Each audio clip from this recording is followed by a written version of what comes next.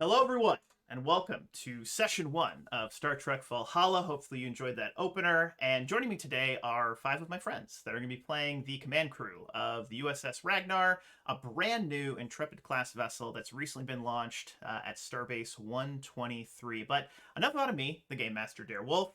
We're going to go around the table, just have all the players introduce themselves, tell us who that they're playing, and I'm a little nervous, so if I stumble over my words right now, I don't know why, because I do this all the time, but for whatever reason, I was like, Star Trek Valhalla, oh my god, what's gonna happen? But anyway, I digress. We're gonna start with the captain. Captain? Wow, yeah, I'm just super professional, doing a great job tonight. Love it. We're gonna start with the captain. We're gonna pivot, kind of like crisscross applesauce, down to Ciderelli, over to Paris, down to Charles, over to Chewbacca. Everyone just introduce yourself, tell us the character that you're playing, and we'll take it from there. Well, hello. I'm at Mind Over Brian on both Twitter and on Twitch, although on Twitch I spell it with a zero. And I'm playing Captain Asma Treso, our Betazoid captain. Hi, I'm Siderial Day. I'm playing Commander Ajay Shahira, who is our Bajoran Chief Medical Officer and Executive Officer. Ooh, Lieutenant Alden Parrish reporting in, Science Officer Extraordinaire. Let's do this. My name's Charles. I'll be playing Ensign Zed, our young Ferengi operations officer who is fresh out of the academy. Hi, I'm Drew. I'll be playing Lieutenant Commander Krev. He is the Tellarite Chief Engineer.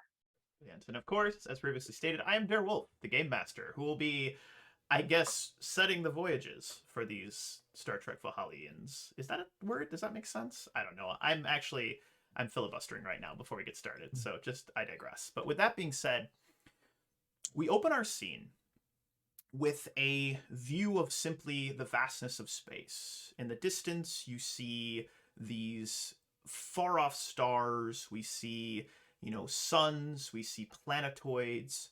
And as we move ever so slightly forward, we begin to hear this heartbeat. I'm going to pivot you over to a slightly different map.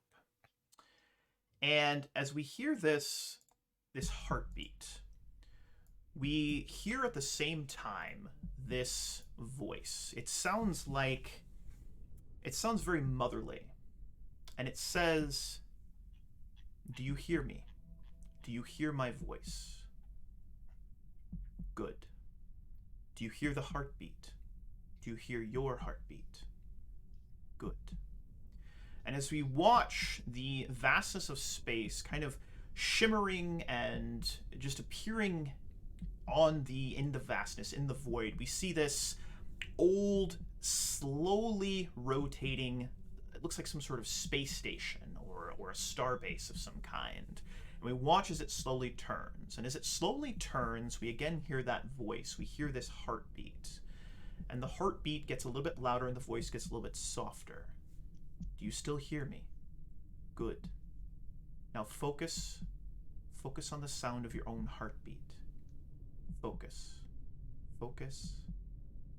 It gets quieter and quieter and quieter until all you hear is just the thump, thump, thump, thump. We then, imagine if you will, it gets dark, you see nothing but blackness, and then we open up on a scene where we actually see, well, Brian, why don't you tell us who we see sitting at their desk? So, sitting behind a pretty sparsely appointed ready room with a desk that's pretty bare of personal possessions because he's just arrived, not even in uniform yet, wearing a sweater. But had to get a feel for the place, sort of stretching, is Captain Asma Treso. He's a older gentleman. His beard and hair have turned prematurely gray, so he's not as old as he tends to come across as. But he does have that sort of solid presence that most betazoids do. Mm-hmm. One of the things that has served him very well as he moved up the ranks. And he's just sort of getting the feel for the room. So kind of just. As you make this wide-armed stretch, Captain, you hear from the doorway from your ready room that goes directly to the bridge. You hear that telltale. Someone is hitting the doorbell to your door, asking for entrance. Come.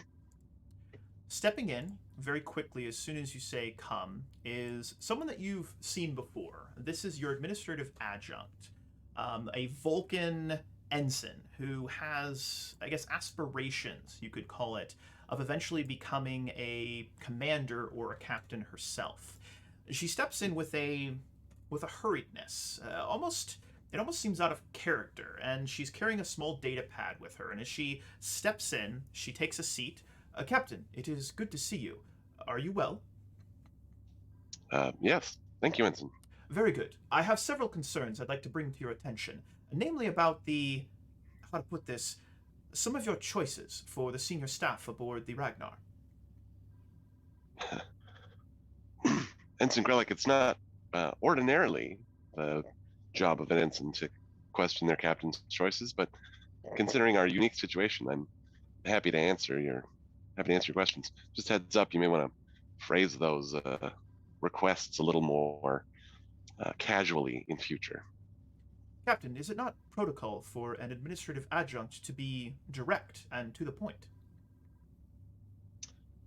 Yes, but I'm sure you found in your time at the academy that the way that a Vulcan feels is direct and to the point, in the way that a lot of the other less logical races find as direct and to the point tends to come into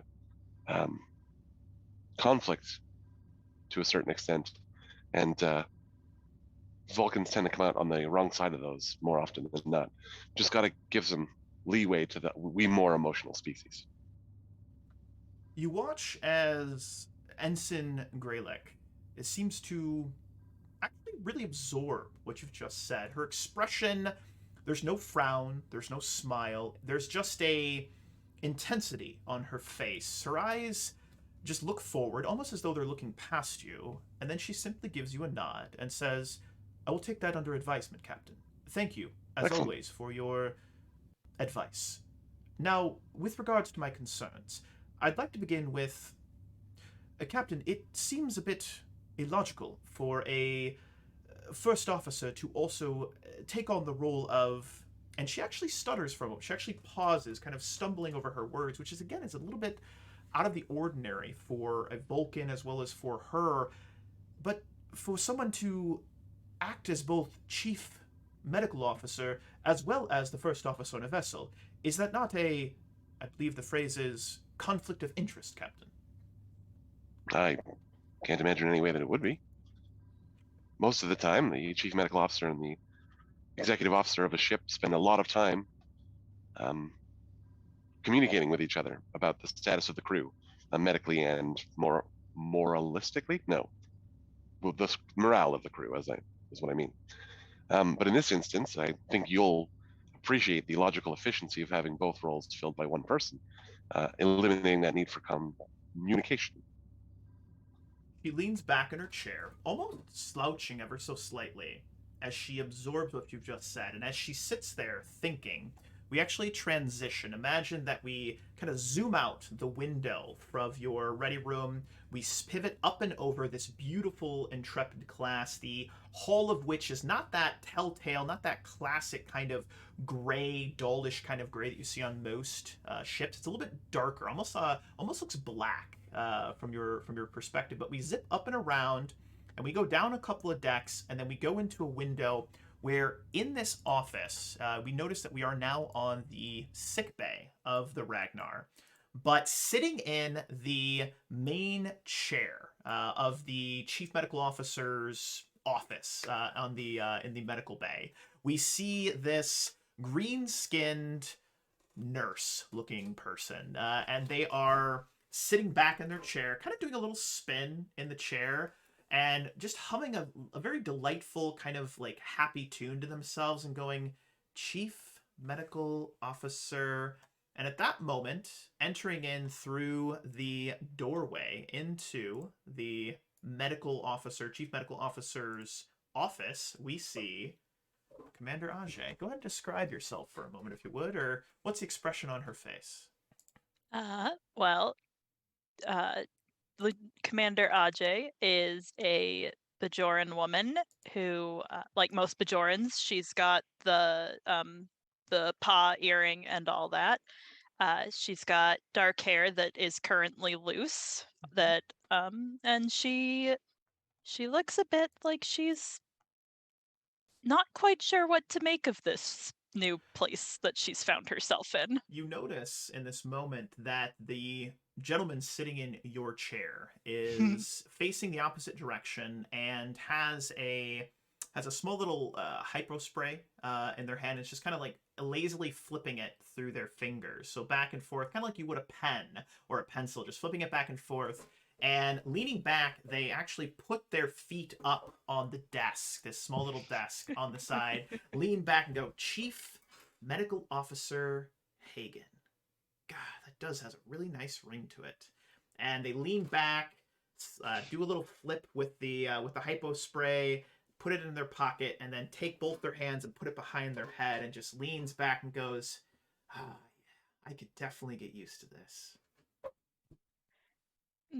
Perhaps in a few years, you actually will have the chance to make that a reality Spinning around, it gets up out of the chair, pushes it in, stumbles, drops the hypo spray, hits on the ground, turns around, hits a data pad, it falls off, goes around, does like a half salute, and I was just, hello, you must be, Commander Ajay. I am your head nurse. I was just making sure that your office was, sir, ma'am.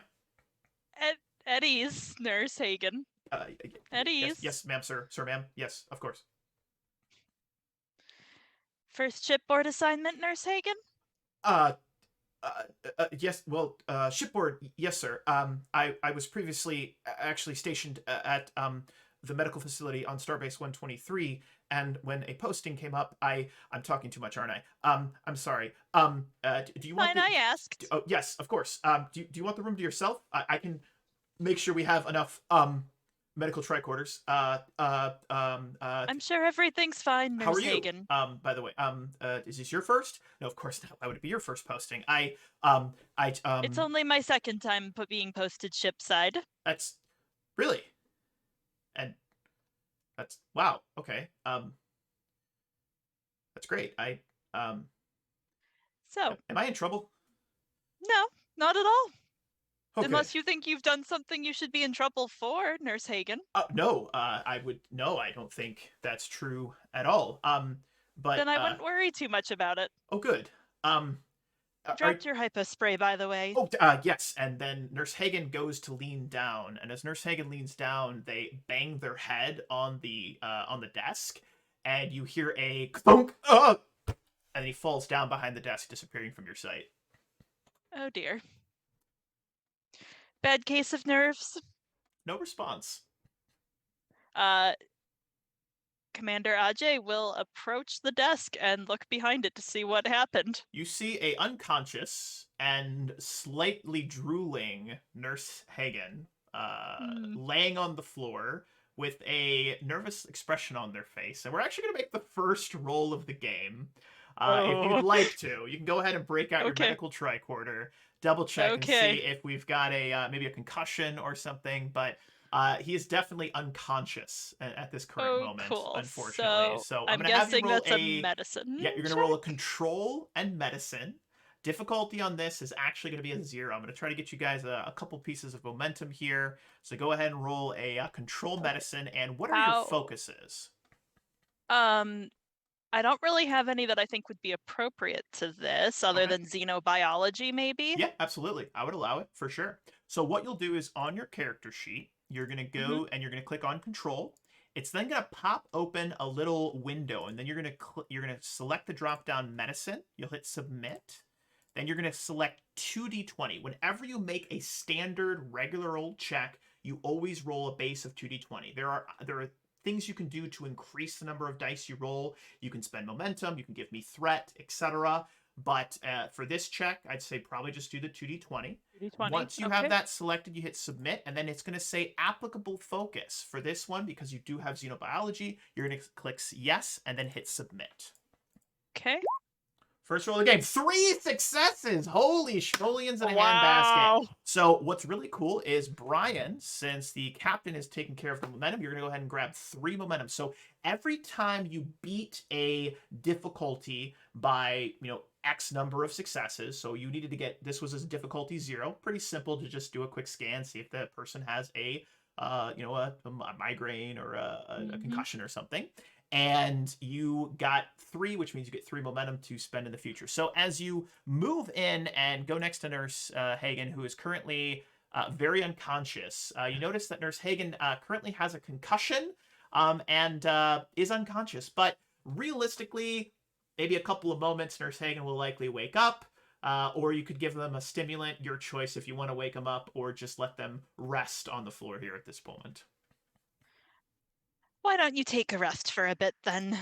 You seem to be a little nervous. Nurse Hagen's foot twitches, and the little bit of drool coming out of the side of their mouth, and you just hear them mutter, Chief Medical Officer Hagen, this could be great.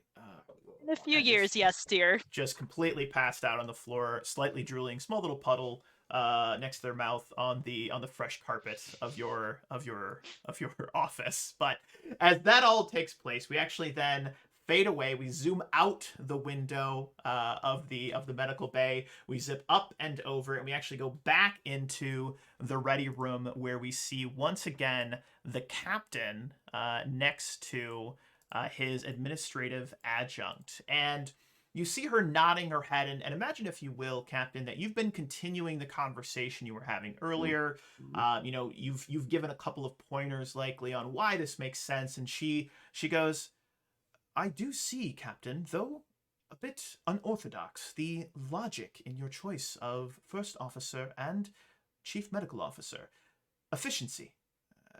Is that something that, well, how do I put this? Is that how you choose to run your vessels when you are in command, efficiently? Well, I try to put the right people in the right places. And so efficiency is one of the things I'll consider. But not the be-all, end-all of the choice. That actually brings up my second concern that I have, Captain. There is a list, but we'll quickly get through all of them. My second concern is what was the name again? And you see her kind of swipe up and up and up and up. Lieutenant Commander Krev. I Krev. am curious as to why you chose this particular officer as the chief engineer. Krev has shown a lack of desire for advancement, as well as a bit of, to put it lightly, apathy when it comes to his current roles. I'd like you to show me on Krev's record where you think he's demonstrated apathy. A lack of ambition doesn't demonstrate apathy. Lack of ambition demonstrates satisfaction with their current role. She scrolls up and up and up, and then actually sends over to your small computer screen. If you imagine the ready room of the Intrepid style vessel, you'll see your computer screen, and there's a number of service dates that come up in Krev's past, and you see up for promotion, denied it, up for promotion, rejected it, didn't fill out or complete the form, yada yada. And there's about 6 of them over the last, say, 5 or 6 years. So pretty much once a year, Krev has an opportunity where Krev could become a commander or even potentially get promoted all the way to captain. And Krev says, nope, nope, nope, nope, nope. It is disconcerting, in my opinion, Captain, and illogical to put someone that does not wish to see themselves advance beyond their current role. Is that not something, well, that is to say, is that not the foundation of Starfleet, to explore, to expand, to improve? Well, Ensign, you're missing a very important component of Krev's record. You'll notice that I want to say about 12-ish years back, Krev and I served on the same ship. Scrolling. In fact, I served under Mr. Krev. But the thing is Lieutenant Commander Kreb has never served on the same ship type twice in a row. Intriguing. This is a man who is not interested in being the commander of his own ship, but he does want to understand all of the ships. At least that's what he told me back in the day. And honestly, that man is a wonder with engines. So I can't think of anybody better to get the hang of our new prototypical technology, in addition to giving the man a chance to work his magic. Just totally worth it. And at the mention of work his magic, you see that your administrative adjunct goes to say something, but we once again zoom out of that window. We see her talking to you. Maybe you're nodding along and she's giving additional concerns or trying to have you elaborate on what you've just said. And we zip up and down and we go to this overhead view of the Ragnar. And outside of the Ragnar, you see all these little tiny shuttles. We see different peoples in EV suits doing just the final touches. We actually see someone with a with not like a spray paint gun, but something similar to that, putting on the last numbers of the registry number on top of the Ragnar. And we actually zoom in through the top of the ship, right down through the center, and we go down into main engineering. And as we zip down into main engineering, we see a, well, Drubaka, why don't you tell us, who do we see in main engineering? Lieutenant Commander Krev is a Tellarite. They're fairly, not like super short, but shorter than the average human at least. Kind of pig-like humanoid. They have large, blunt hands. He has kind of a not like a full huge beard, but he's got like a mutton chops, but it like goes up into the into a mustache, and then the hair's long-ish, not like super long, but it's pulled back in a ponytail. And then he's got his jumpsuit kind of pulled down off of his body, and he's just wearing his undershirt with the top of the uniform pulled down. He's sweaty and underneath a panel working with some spanners. Beautiful. And as you are underneath the panel, you hear some not quick, but very determined and very, I would say, determined footsteps. Just tick, tick, tick, tick, tick. There's that grating that's around the warp core itself. You hear that telltale hum of the warp core, and you hear a Lieutenant Commander? What? Looking up, do you actually look out, or are you just saying what from underneath the panel you're working on? Yeah, he doesn't look out. Standing next to you, you see one of your non-commissioned officers. This is Andrea Bronson, First Petty Officer Andrea Bronson, and she is holding a data pad and has a worried look.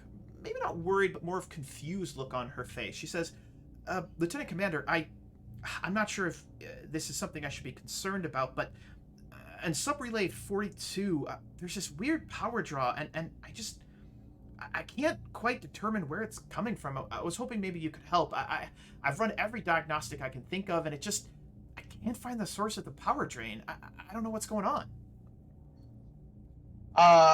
Subrelay 42.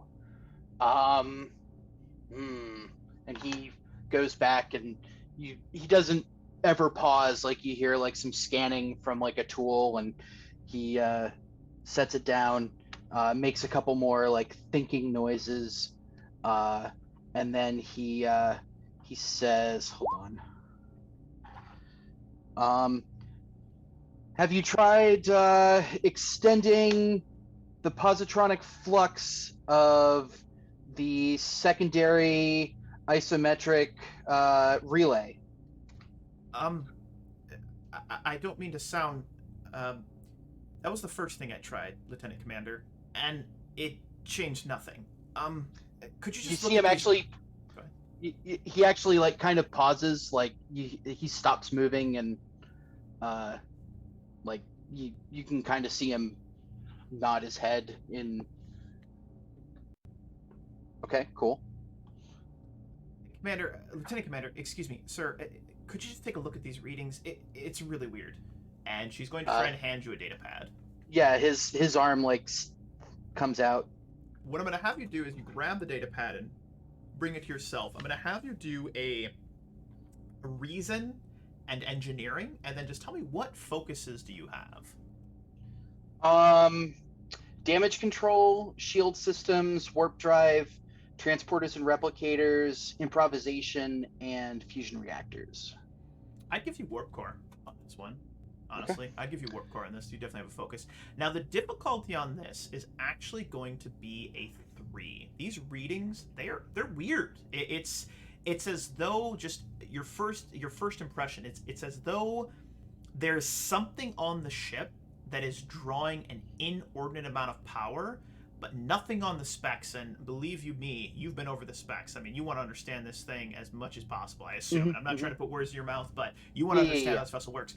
There is a huge power draw. Now, it's not really affecting the shipboard systems, but it's almost like there's this void that's drawing power. And I'd like you to go ahead and make that insight and engineering. Difficulty Insight of 3, and engineering. And you do have 4 momentum. So the way momentum Yeah, I was gonna works, say, could I use one of those, or actually, shit. So the way momentum works, you can spend yeah. 1 to get 1 extra dice, 3 to get 2 extra dice, or you can spend 6 to get 3 extra dice. Excuse me. So you can roll a maximum of 5d6 whenever you roll a check. So would you like to spend some momentum on this to get some extra dice? Yeah, let me just get Spend one. the 3. Okay, I'll spend the 3. Yes, sir. Insight. So you're gonna be rolling and 4d6 insight engineering. You would have a focus. Submit, and it's will that be 4d20? Mm-hmm. Yep. Submit, applicable focus, yes. Submit. That is 4 successes, which means you actually get a momentum back. Sweet. So you figure this out. But what you figure out, Chief Engineer, Lieutenant Commander Krev, is that there is indeed a section of the ship. It's positioned more near the rear of the vessel that you go through all the specs. You look at the original plans, you're going through the current plans, you're actually looking at shipboard sensors. You cannot see whatever's inside this room. Now, the room itself is about the third the size of engineering. It's about the third the size of engineering. And every time you go to get any information about this particular room, what's going on there, you're certain, I will say this, that is what's draining the power. It's something that you could probably fix. You could you could redirect some other power conduits. You can kind of like redistribute some of the warp core energy to, compensate for this. But you cannot figure out what this room is. And every time you go to access any information about what is this room, what does it do, you get a Admiral level clearance only.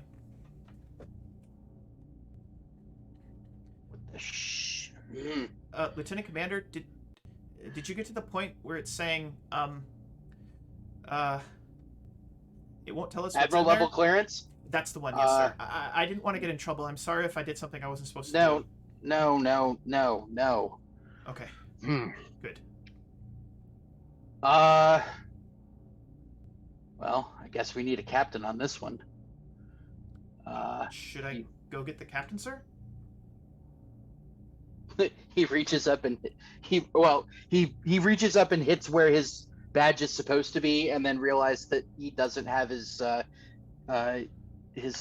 uniform jacket on, and he's like, and he like reaches down and like shoves on like one arm, and then hits his comm badge and says, "Krev to captain." And as you say Krev to captain, the badge goes and like shorts out. Did you want to use mine, sir?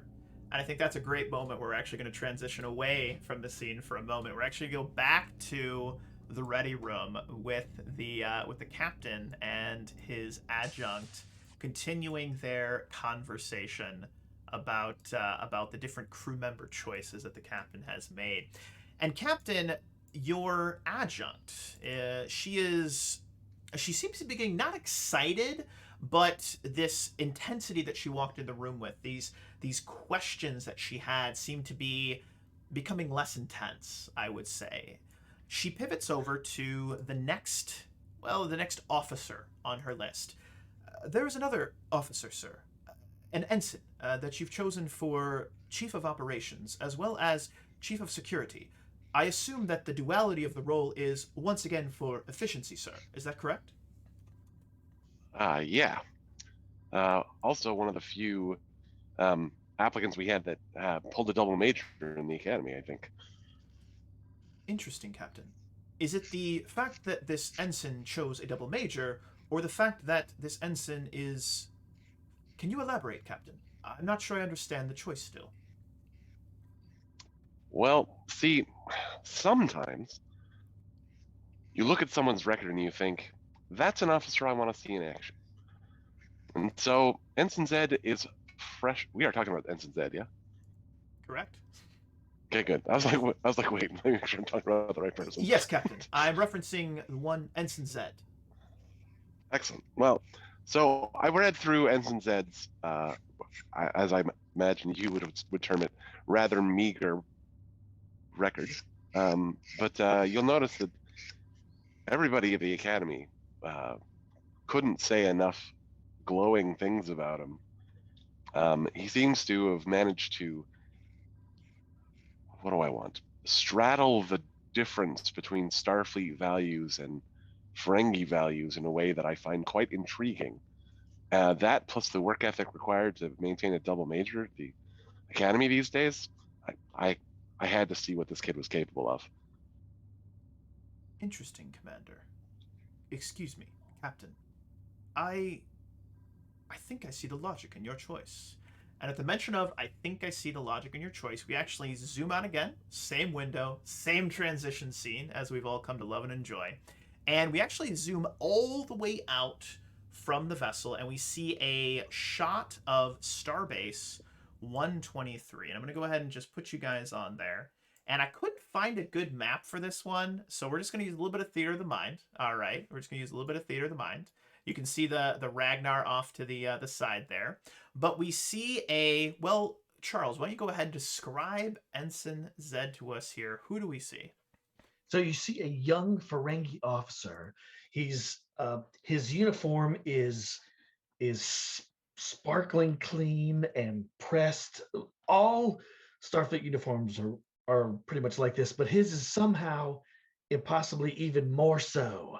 And his eyes are bright and full of excitement as he's looking around the starbase, and his mouth is kind of hanging open in a perpetual smile, revealing his jagged teeth going in all different directions. He's got a Starfleet carry bag over one shoulder, but in his arms he's carrying this big packing case like this as he's walking through the starbase, almost not paying attention to where he's going, taking in all of the sights.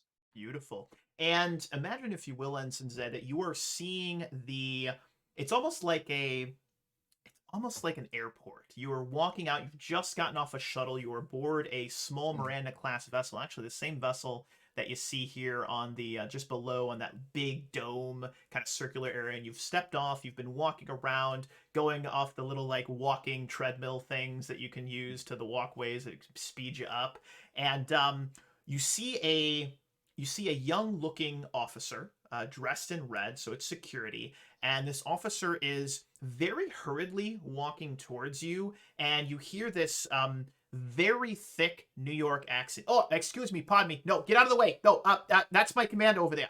You gotta get out of the way. No, just move. No, I can't. I'm sorry, I didn't mean to run into you.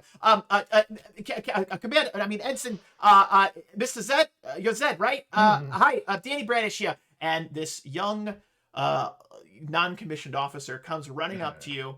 He's got a Starfleet like duffel bag over his shoulder. He's got a tricorder in one hand, and it looks like he's trying to use it like a map, but you can see as he walks up to you that it's scanning for life forms. And as he walks up to you, he does this little scan. He goes, "You're Ensign Zed, right? You're the new chief of security and also operations aboard the Ragnar. That's the one. Excuse me. I'm actually your second in command, Danny Bradish, here for you. Really nice to meet you. Let me just put this away." And he extends his hand for a nice firm handshake. He says, I recognize that most humans greet each other with a handshake, but as you can see, mine are currently full.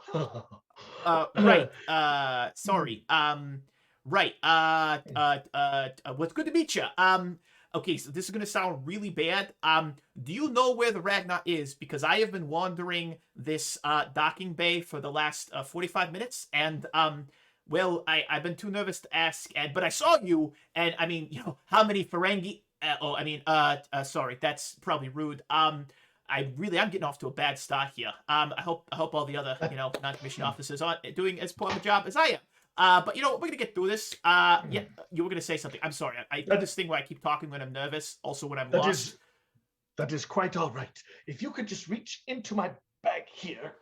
Oh, yeah. Like so. So. Of course, Commander, Captain, Ensign, person. Yeah, sir. And he reaches in, and what is he grabbing for? So, you will see that I have my pad. Pulls the pad out. I got it. Okay, first order successful. Mm-hmm. You know what, Danny? You're moving up in the world. You're doing a great job. Okay, that's fantastic. Okay, so I got it. What do we do next? Yeah. Well, you will see the docking port clearly displayed there. Oh hell, we're in the complete wrong docking port. This is docking port C. We're supposed to be in docking port B. No wonder I couldn't find the Ragnar. You know what? I can see why they put you in charge of operations and security. I mean, you are just on the level, 100% accurate. And I gotta tell you, just A+. I know I'm gonna learn a hell of a lot from you. So you know what? I will lead the way. If you are so inclined. Well, if you want to give the order, sir. Obviously, being my superior officer, please give the order, as it were. The order is given, and if you would not mind, Ensign, could you perhaps help me with the other end of this crate? Oh, but of course, sir. It would be my pleasure and honor to assist my commanding officer in carrying whatever the hell is in this crate. All right, let's go. Boom, grabs onto it, and you both start walking, and you get... Go ahead, please. If you listen closely, you might hear the buzzing. I have questions, but I don't think I want the answers, so I'm just gonna let that lie. As is, I suppose, my prerogative. I mean, you of course could explain. No, let's not explain. Let's just move on. Buzzing and me, I don't really like bugs, but I digress. Anyway, you both start walking out of the walkway that leads away from the docking bay C, so you can follow the signs for docking bay B, and you get about 30 feet, and Danny's just asking questions like, how was your time at the academy? What's been going on? Just make a little small talk with you. He's a talker, he's from New York. He's the first one in his family to actually join into Starfleet. He's super excited about the opportunity. Didn't pass the officer test, but he's got hope that if he does really well, maybe he could do a field commission at some point. Super excited. With that being said, you get all the way to where you're about to pass like a security checkpoint, and blocking your way almost a little aggressively is an Andorian in a engineering uniform, and you see the pips on their necks say Commander. And this Andorian stops you, and he really looks you up and down. It's not condescending, I would say, but there is a judgment. So you see the little antennas are kind of doing their little antenna thing. And he's looking at you.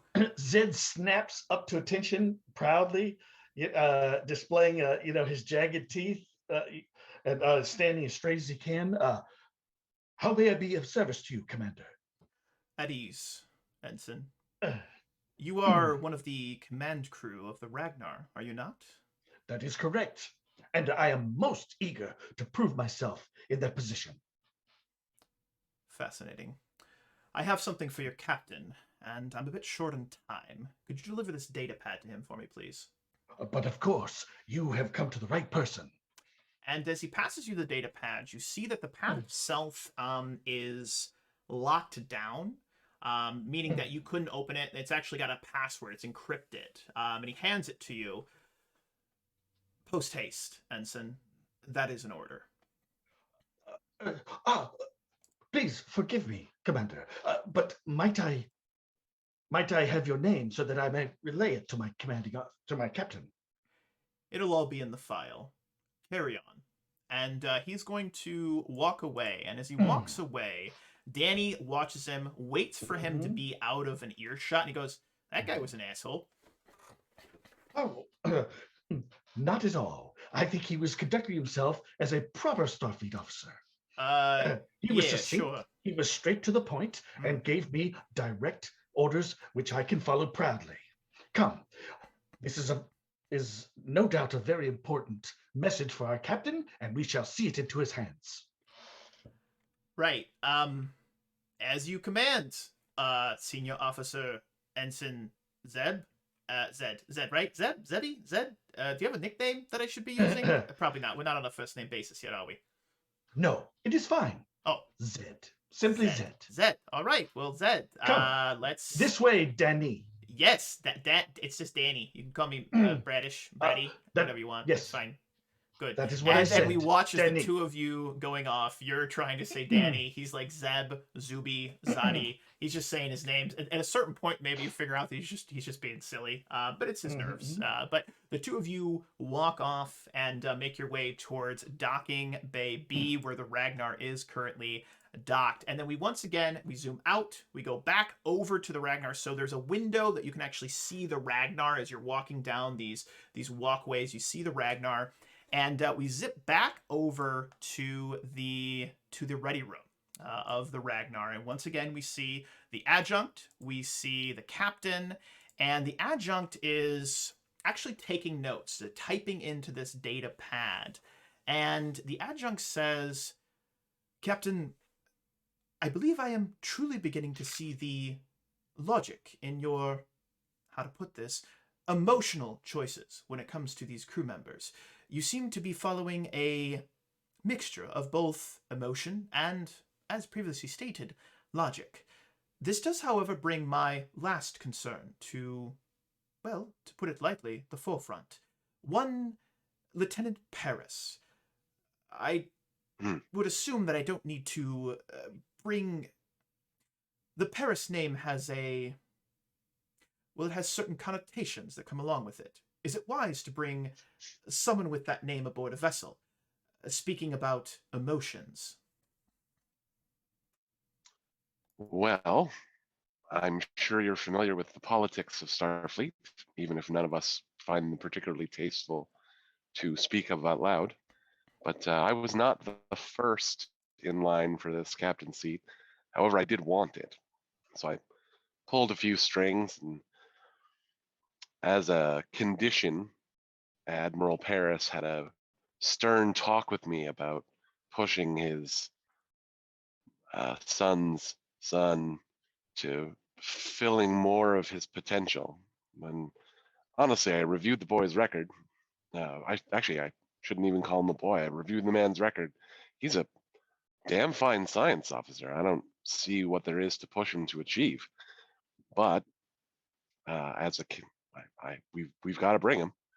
And honestly, I'm happy to do it, because despite the Paris curse, the man seems like a perfectly suitable and honestly quite qualified science officer. Mention of the Paris curse. Ensign Grelek narrows her eyes. Paris curse, Captain. Surely you and I both know that such a thing does not exist. However, I am not beyond the understanding that certain races, as you put it, with less than logical minds, may believe such a thing exists. How do you intend to overcome such an obstacle? And at the mention of that, we actually pivot out and away from the captain, where we zoom back up and over and very near to where Docking Bay B is. We actually see Ensign Zeb and Bradish, and you hear Bradish going, "Oh my god, that is, it was hilarious. So when I was at the academy, I took my exam the first time," and then they zip by. And Paris, you would hear this, thick New York accent, but you are currently sitting in an officers only lounge aboard Starbase 123, and there's not a whole lot of folks inside the lounge at this point. It's actually pretty sparse. Just a couple of people sitting around, enjoying a couple of drinks, maybe having some conversations, and you've been at the bar for, well, maybe, I don't know, how long do you think you've been there at this point? A while, but I've been nursing the same drink. Okay. It's a very weird and exotic drink that not a few people would have known. It's got like green and brown tinges. It doesn't look appealing. Ah, got it. And And I've got my. Go ahead, please. Sorry, I didn't want to. No, you're good. So I've got my back to the bar actually, and I'm focused on looking outside, trying to get a glimpse of the ship.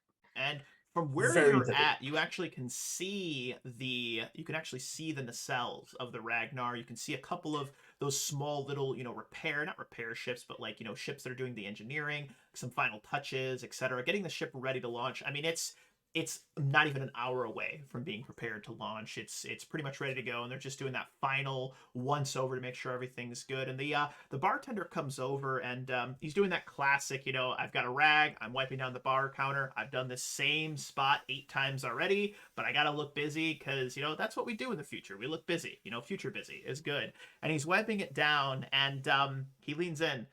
Do you want a refresher? You've been nursing that thing for the last 45 minutes. Nah, I'm gonna that's it.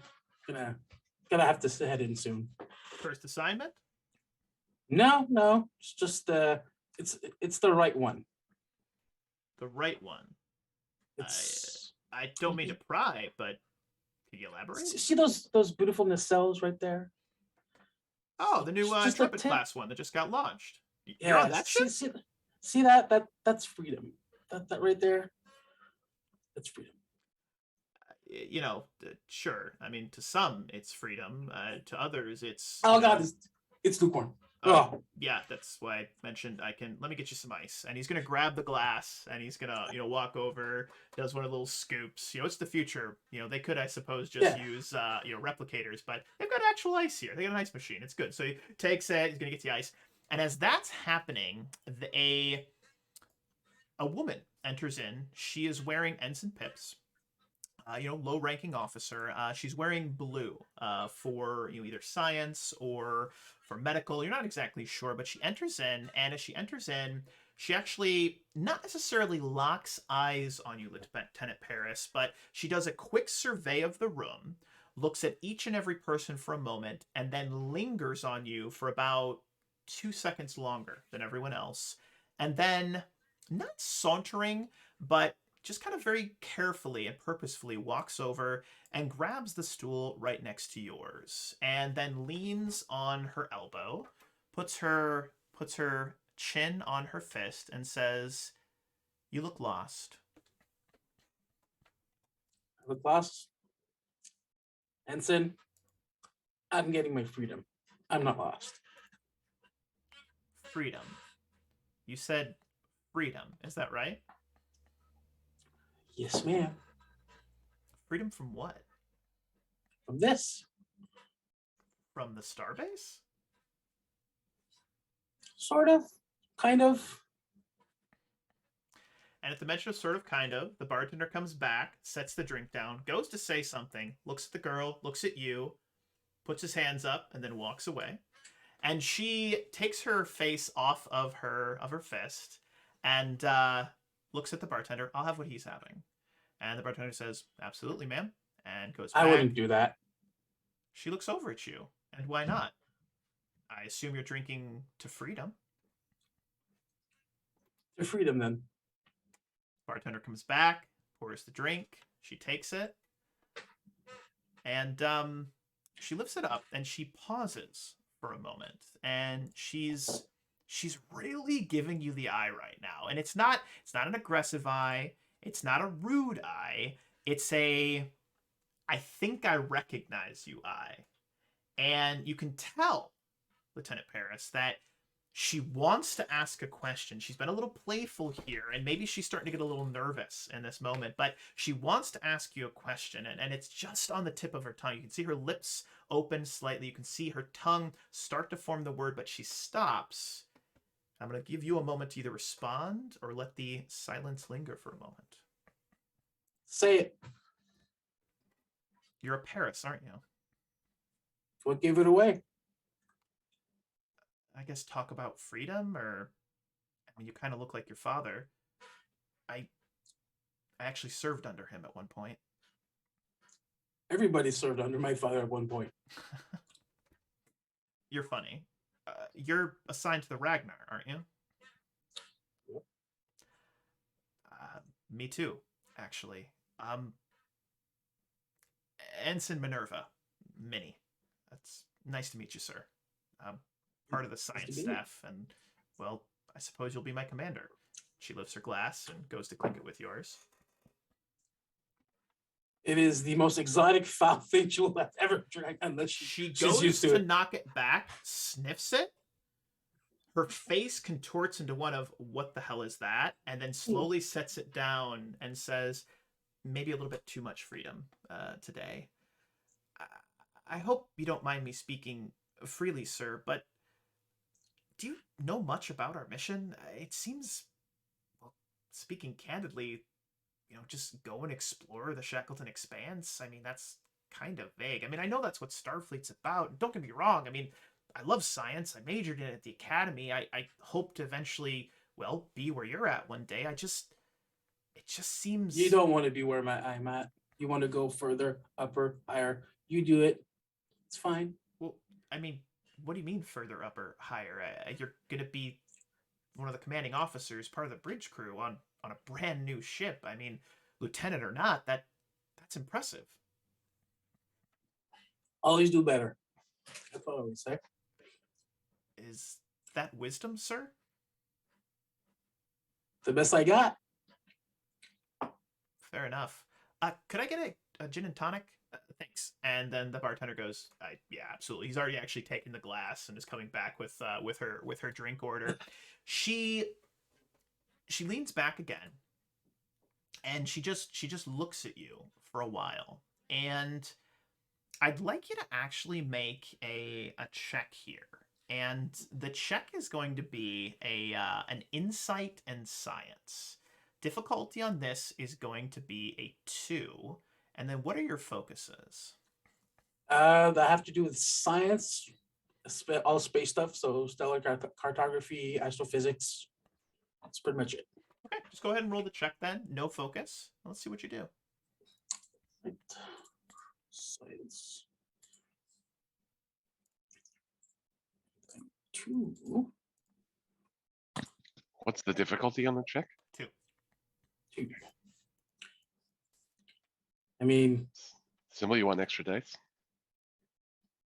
at this point, why not, right? You don't have any focuses, so you probably won't get it back, but yeah, sure. That's fine. So insight, science. So that's 3. And no applicable. Ooh. Oh, goodness. So that is 1 success and a complication. And a Now, complication. Here's where the complication comes in. So this is actually a really good learning moment when it comes to the system. So when you roll a 20, that means that is a failure. When you roll a 1, it's a critical success, meaning you get 2 successes for that die roll. So you've rolled a 20 and unfortunately failed your check right now. So now the good news with Star Trek Adventures doesn't mean you explode, doesn't mean that the starbase goes, nuclear or anything. It just means that, something maybe less than desirable is going to take place here. So as you're just kind of maybe analyzing the young ensign here, you get this kind of tingling sensation on the back of your neck, and you've maybe felt this sensation before, and maybe it's like a sixth sense. You don't have empathy, you don't have that's you don't have empathy, you don't have like empathy, you're not empath, you're not a telepath, but something, and you can't quite place it, but something feels off about the room. And you can't place where it is. It's not Minnie. It's not the girl in front of you, but something about the room feels off. And as that happens, it's just a moment, maybe about 2 seconds, and then it passes. And you see Minnie, she leans in and she goes, Paris? Or Lieutenant Paris, are you okay? Sorry, deep in thought. You just blanked out for like 10 seconds. I'm sorry, what? You blanked out and were non-responsive for 10 seconds, sir. Okay. So I try to scan the room, see if there's who's there, what they're doing. So as you scan the room, everyone that you saw, everyone seems to be there. Nothing has changed, nothing strange, nothing out of the ordinary. It's just, it was a moment, it seemed to pass. Minnie says that, you seem to be blacked out for about 10 seconds. She actually has a very worried look on her face, and a worried expression. But otherwise, you feel fine, Lieutenant Paris. I turn around, look at the bartender. Sure, this is authentic. Oh, 100%. Straight from the source. All right. I gotta go back. See you on the ship. Of course, Lieutenant. And, well, it'll look forward to serving under you, sir.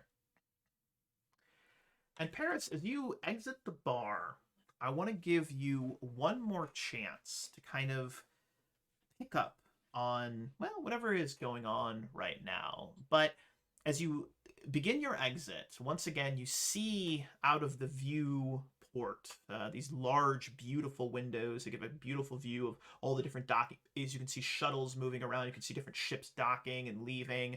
You see a Galaxy class vessel off in the distance, like enter warp and zip off back towards the center, back towards Federation space, the center of Federation space. And I want you to go ahead and you're actually going to make a insight medicine roll. And difficulty on this is also going to be a 2. And I don't think you have a focus, unfortunately. No focuses that apply. So, yeah. Have at it. Let's see what happens. Don't think it's worth using that other momentum, so it's fine. So, medicine. 220. Focuses. Oh! So, as you go to exit, you see the Ragnar. And you see it, and it looks beautiful. You see the nacelles, and this feeling of maybe you're where you need to be kind of washes over you. But that tingling sensation on the back of your neck, that sixth sense that whenever something's maybe not quite right, you feel it. Like the hairs stick up. It feels a little cold. If you've ever been in the middle of a forest and you feel like you're being watched, it's kind of that like, that prey, hunter and prey kind of feeling when you're the prey and you're just like, I just feel like you're being watched. But it passes, and you look over, you see Minerva. She raises a glass, her gin and tonic, smiles at you, sets it down, and you're able to exit and head back towards the ship, I assume. Is that correct? Yep. Beautiful. Awesome. And then we pivot back over to the ready room, where the adjunct, the captain are both hanging out. And the adjunct is very hurriedly typing onto her data pad, and she's nodding her head. Captain, I feel that it is, well, necessary to apologize for my earlier concerns. I should have been, how to put this, I should have trusted in your leadership. After all, you are the captain, and I am merely an ensign. You're muted, as is tradition. Not at all. That's the whole purpose of this position, is to give you unique access to a captain so you can get this kind of behind the scenes advice anyway. So you would be wasting this opportunity if you didn't ask these types of questions. Again, I encourage you to come to me with any of these types of questions. Just be mindful of the tone in which you ask them, only because someone who is a little less loose than I am may find it, if you end up asking anybody else these kinds of questions, they may find them a little more, disrespectful than I do. Very good, Captain. So I am to understand that I am to have a open rapport with you when it comes to these meetings. It's the whole point of the adjunct position. Excellent. I have some additional concerns about some of the other staff members, not the command crew, that I'd like to bring to your attention. And then you see she starts to scroll down a list, and then that is where your comm badge goes, and you hear Lieutenant Commander Krev come over. Trezo here. Captain, we've got a suspicious power drain coming from, well, an area of the ship I don't have access to. Is it pressing? It's taking up, like, how much of the ship's power is it taking up? So let's say the power is on 100%. This Yeah. system is drawing about 10%. It's a substantial. It's not insignificant by any means. And effectively, if this ship can go warp, say 9.9, with this current power draw, you would cap out at about warp 6. So it's enough to where it could, because it's increasing over time, actually. And if I didn't mention that, I apologize, but it's starting to increase. Oh, yeah. Like when you first looked at it, it was like 5.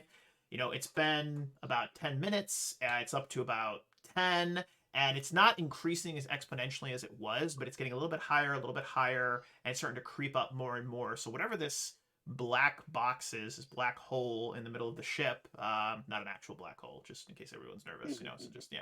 But this section that you don't have access to and you can't look at the schematics of, it's continuing to draw power. So it's not a Romulan warp core, is what you're telling me. No, which is good. Not a probably. force singularity. Maybe. I don't Okay. know. It could be. We'll find out. Okay. Yeah, it's taking up about 10% of the ship's power and increasing in an area of the ship that I, the chief engineer, do not have access to.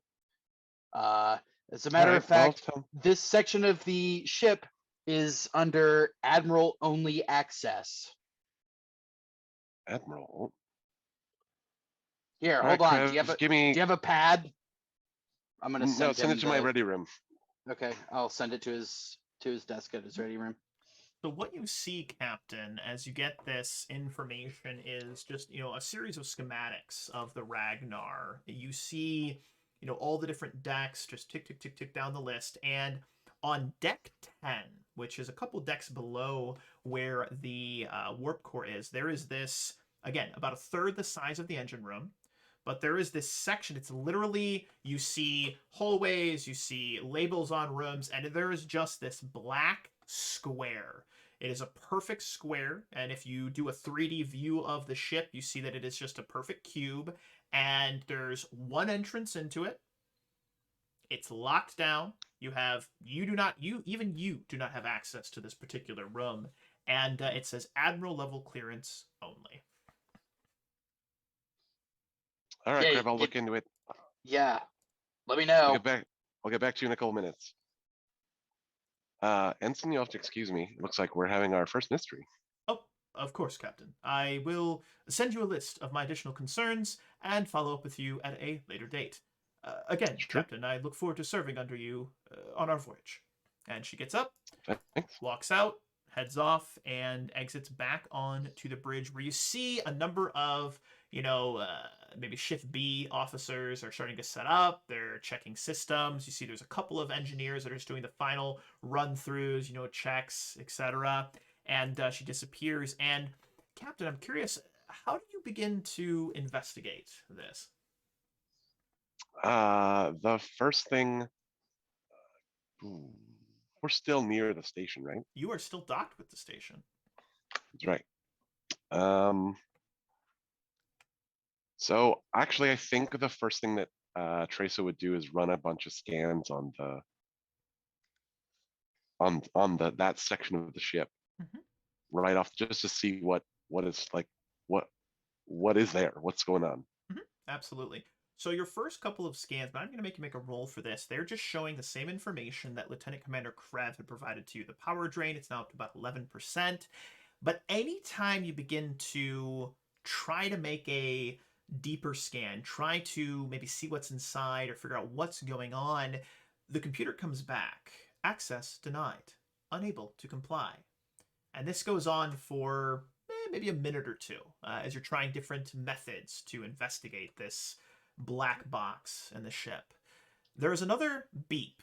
It's at a different doorway. It's actually at one of the turbo lifts. And there's a beep of someone asking to step into your office. Come. Stepping into the office is a gentleman. He is wearing Admiral pips, but you don't recognize him. You've never seen this particular Admiral before. Now, Starfleet's a big place. There's a lot of different people. He steps in, and he's got this thin, kind of chin-strap beard. He looks, for lack of a better word, he looks a little sweaty. Like he's maybe been either jogging or running, or, he's got like a little bit of like sweat spots under his arms. Not aggressive, but he just looks a little sweaty, and he just looks around and says, "Sparse. Very, very sparse. Captain Trasso, I presume?" Yeah, that's me. Admiral, I didn't know you were coming. Uh, Yeah, we've just moved in, so yeah, I haven't really put any personal touches in yet. You wouldn't know that I was coming because I didn't let you know. Secrecy is of the utmost importance when it comes to what I'm about to share with you. Admiral Locke, Darius Locke, and he walks over, doesn't extend his hand, just sits down in the chair and leans back. What do you know about cloaking technology, Captain? Hold that thought for a second. Computer, engage privacy shield. Traso 4. Authorization Sigma Sigma R. Are we talking standard Romulan cloaking technology, or are you thinking some sort of experimental stuff? Let's go with the latter, Captain. I know maybe a little bit more than what most Starfleet officers know. I know there was a project back in the day where the Federation created their own cloaking device, but they pushed it a little too far, and it also made the ship immaterial. I know that despite the treaties, we've made some forays in that direction, and that since the Dominion War, there's been a little less emphasis on our research because the Romulans have been freer with their loans of that kind of tech. But otherwise, nothing specific. Why? Darius, Admiral Locke, his expression, it intensifies and gets a little bit more serious. You'd know, Captain, if you'd done a little bit more research, that Starfleet has made a number of treaties, both with the Romulans and the Klingons, stating that we won't, to put it lightly, continue any research into cloaking technology. With that being said, I'm sure you understand that in the interest of Starfleet, we continue to make certain endeavors to ensure the safety of the entire Federation. I'm going to share something with you, Captain. I need to make sure that this will stay between you and I until deemed otherwise necessary. All right. You understand that your mission, the Ragnar's, official mission, is to explore the Shackleton expanse. Its actual mission is to test out a prototype cloaking technology.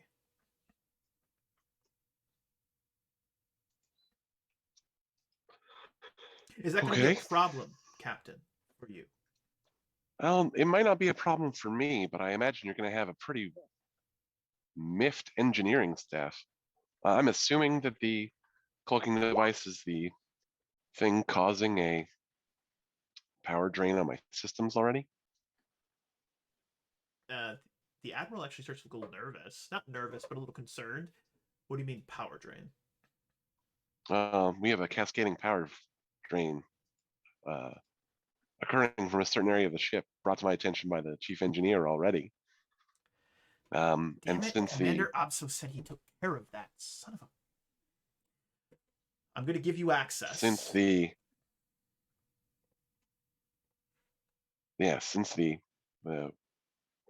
information was marked Admiralty only, and conveniently an Admiral showed up, I've put 2 and 2 together. I'm going to give you access, Captain, but I need you to keep this on a need-to-know basis with those that simply need to know. Is that understood? Aye, sir. However, I would encourage you to strongly consider raising the need to know to include my chief engineer. I'll leave that up to your discretion, Captain. Understand that you'll be reporting to me directly with any issues or successes that come along with this new technology. Is that understood? Aye, are these surreptitious reports, and that should be supplemental to our exploration reports, which will go to a separate admiral, or are you receiving both? I'll be receiving these reports. The other reports will go to Admiral Janeway. Okay. And the usual channels then? The usual channels. Aye, sir. Well, I appreciate the trust, though I wish somebody had approached me before launch day, but I understand the need for secrecy. So that sound that we heard at the beginning of the session, that heartbeat, you start to hear that in your mind, Captain Treso.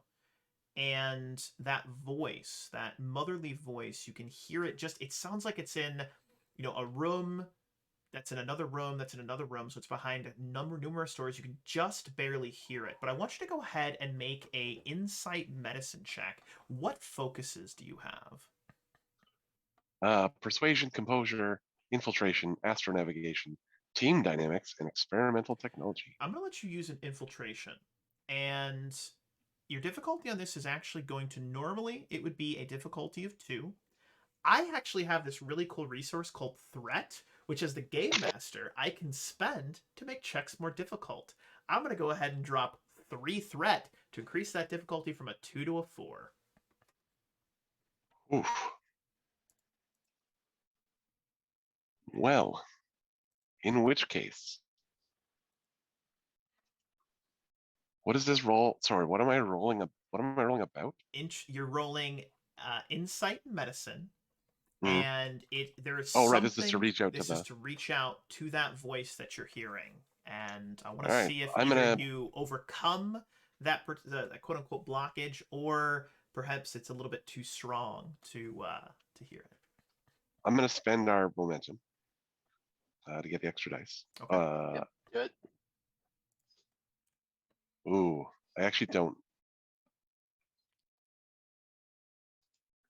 Now here's a I really can't do good that. learning opportunity. So you can spend momentum to get extra dice. You can also give me threat to get extra dice as well. So you can give me, and it's the same trade. So you could spend 1 momentum, give me 2 threat, and roll 4 dice. You could, so there's different options the way that you do it. All right, so here's what I'm gonna do. I'm going to spend a determination using my value of know when to hold them, know when to fold them. I love it. Also a great learning moment. When you spend a determination, you get an automatic, one of your dice is considered to have rolled a 1, so it's an automatic 2 successes. So right now, if you were just rolling 2 dice, you'd only roll 1 additional dice, but you'd have 1 that was a critical success. How many dice do you want to roll, Captain? So, yeah, so that the determination spend buys me a dice, which means I still have 2 to roll. Mm-hmm. But in order to get a 3rd dice to roll, I would need to spend 2 more momentum, right? Correct. So we only have 1 momentum. I'm going to spend 1 momentum, and I will give you 1 threat to roll Excellent. 3 dice. I'm going to go ahead and increase the difficulty. Then I'm going to spend that threat right away. Dare I'm going you. to increase How your dare critical you. failure range. Instead of a 20, it's now a 19 to 20. How dare you? All right.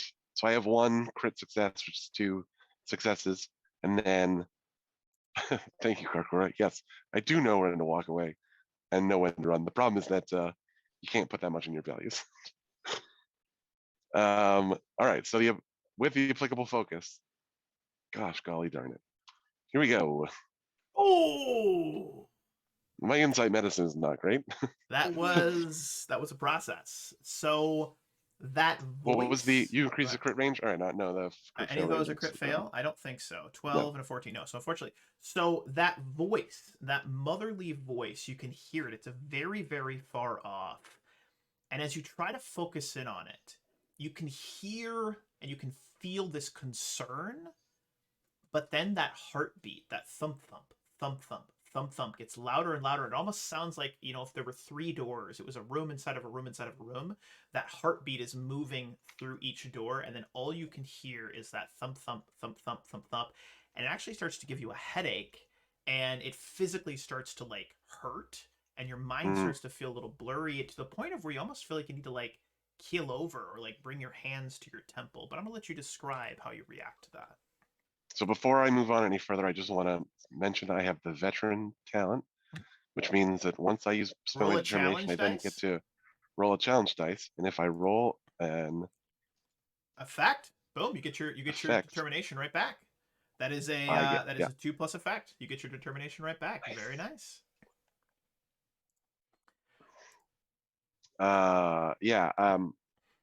Trazel will put his hand to his head and go, well, Admiral, if that's all, I have a power drain to chase down, and chief engineer to try not to piss off before we fly.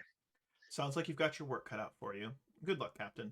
And Admiral Darius Locke is going to stand up, walk over to the door, give another, not disgruntled, but kind of condescending, offhanded look around the room, shake his head, and then go into the turbo lift and disappear. But with that being said, I'd like to actually pivot over to Lieutenant Paris and Ensign Zed. And you've actually all arrived on the, I'd call it a gangplank, but there's like this walkway that goes across the ship into one of the docking ports, the airlocks. There's the word. Super scientific guy. I tell all the players when we started this, I was like, I love Star Trek, but I'm not a Trekkie. So if I get things wrong, just stop and correct me. So what are the airlocks? And all of you've actually arrived at the same time, and Danny is still going on about this one time he was in a musical, and he actually got to play the lead, but he ended up tripping on stage during the first performance, broke his leg, but it's the future, so it was totally fine. So we got all those like medical things, so we actually fixed it during the performance, so they just kind of like they filibustered for like 30 seconds, did a whole little thing on my leg, and I got back out there pretty quickly. It was actually amazing. You gotta appreciate the scientific Lieutenant, hello, good, officer on deck, is that what I say? Sorry, it's my first day. Calm down, crewman, it's fine. Lieutenant Paris, correct? I took the Yes. liberty of reviewing the ship's manifest before docking, before embarking. I am Ensign Zed. Ensign Zed. You do know you could have just requisite the transfer of your cargo, right? You didn't need to manually bring it yourself. But this is a very special cargo. And he holds it up and kind of pats it like this. If you listen very closely, you can hear the buzzing. The bugs, they're live? Insects, yes. Tula flies, a delicacy on Ferenginar. I was hoping that I could host a dinner for the senior staff in order to commemorate this momentous occasion. And I know that a captain of the caliber of Captain Tracer would be most interested in sampling new and unusual things. No. Do you think the captain is activore? The look on Danny's face is going from I was having a good time talking to just pure unadulterated fear and nervousness. He's going to look at Danny and he's going to say, "Oh, do not worry. I can provide human bugs too, if that would be more pleasing to you." You didn't focus very much on your cultural studies back in the academy, did you, sir?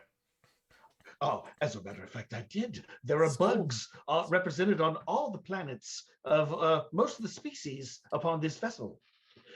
But enough about the dinner. As a member of the senior staff, there is a matter that I think that we should bring to the Zed, before you continue with this amazing story, how about we get on the ship? Yes. But there's a matter of this data pad. Someone quite mysterious handed it to us and demanded that it be presented to the captain immediately. It is encrypted, and he refused to give us his name. I think we should bring it to the captain's attention post haste. All right, well, add it to me. I'll go report in right away. You take care of. Well, both of us should go, don't you? It seems like you Uh, got a lot to discuss. I'm crewman? gonna find my quotas. Crewman, So, yep. before you go anywhere, Yes, just sir. make sure that the galley knows this exists. Yeah, at your command, sir. Yeah, that's fine. Oh, and seeing how we are heading to meet with the captain, crewman, would you mind transporting the Tula fries to my quarters? I'm assuming that I don't have a choice to say no, correct? Be very careful. We don't want them getting into the ventilation system. And don't shake the box. Whatever you do, don't shake the box. Yes, they get very stimulated when you do. Mother warned me about this, and Danny's going to very carefully start walking away at a crawl, like a sloth speed, just very slowly walking away, and yeah, that walks away. So as Ensign Zed and Lieutenant Paris, enter onto the ship, they board the ship. We're actually going to pivot back over to Commander Ajay. I'd like to know, what has the commander been up to? You've been on the ship now for maybe an hour, maybe 2 hours. You've just gotten there. What has the commander been up to? I have been familiarizing myself with the crew list for the medical staff. And double checking any requisition forms, making sure things are getting brought on appropriately and stored appropriately. If Nurse Hagen is still lying there, then that's fine. I'm ignoring them. Hagen woke up, apologized profusely, and then scurried off to do nurse things. That's fair. So that's exactly what they did. But so you've been checking, different requisition orders. You've been going through, your crew manifest, etc. And as you're checking around and you're looking at the crew manifest, you're going through it, you notice that. Well, actually, I'm going to have you do a check here, and the check is going to be an insight.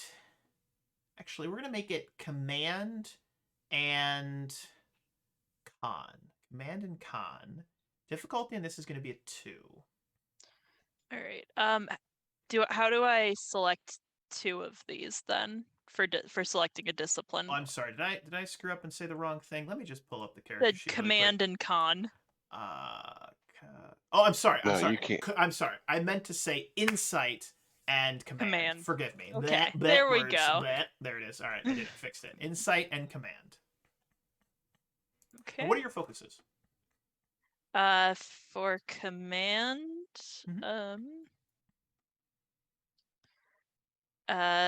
psychology or composure are probably the 2 command version focuses I have. It's a bit of a stretch, but I'm going to give you composure, because what you're seeing, Commander Ajay, is that there is you're going down the crew list, and I'm assuming you're doing not only medical, but as the first officer, you're likely checking the entire manifest. You're seeing that. I would have started with medical, but yeah. Perfect. You got through medical, no issues. All of medical's reported in. The only branch, the only part of the crew that isn't at 100% reported in, ready for duty, is actually science and helm. And you notice that there is a crew member. There's a slot for this crew member, but the name of this crew member is missing. Their rank, where they're supposed to be assigned. It's almost like somebody went to enter in this crew member's information, never finished it. And you look at it, and it's like you look at their entry, and you look away, you look back, it's gone. But I want you to go ahead and give that check. Difficulty on this, I didn't tell you what the difficulty was, so I'll let you re-roll if you want to. Difficulty on this was going to be a 3. Oh, then yeah, I think I would.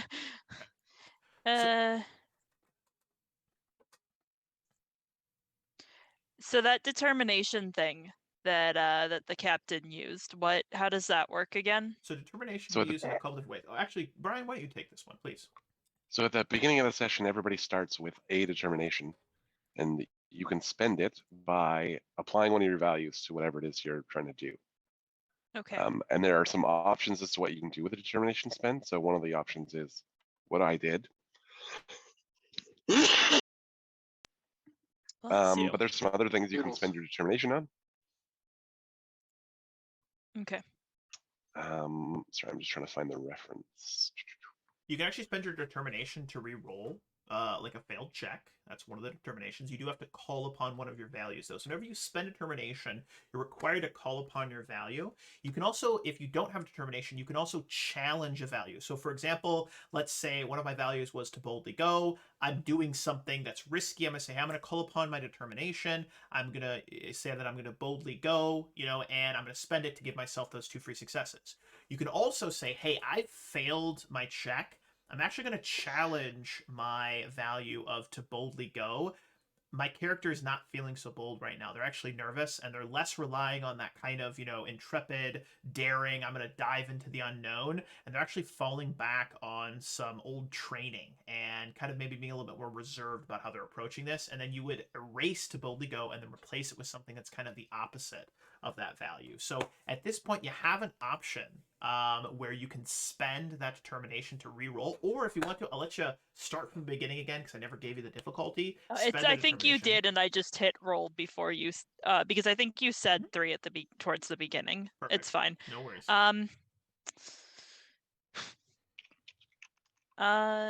Then I'm gonna spend my determination to re-roll it. Perfect. Go ahead. And which value are you calling on to do that?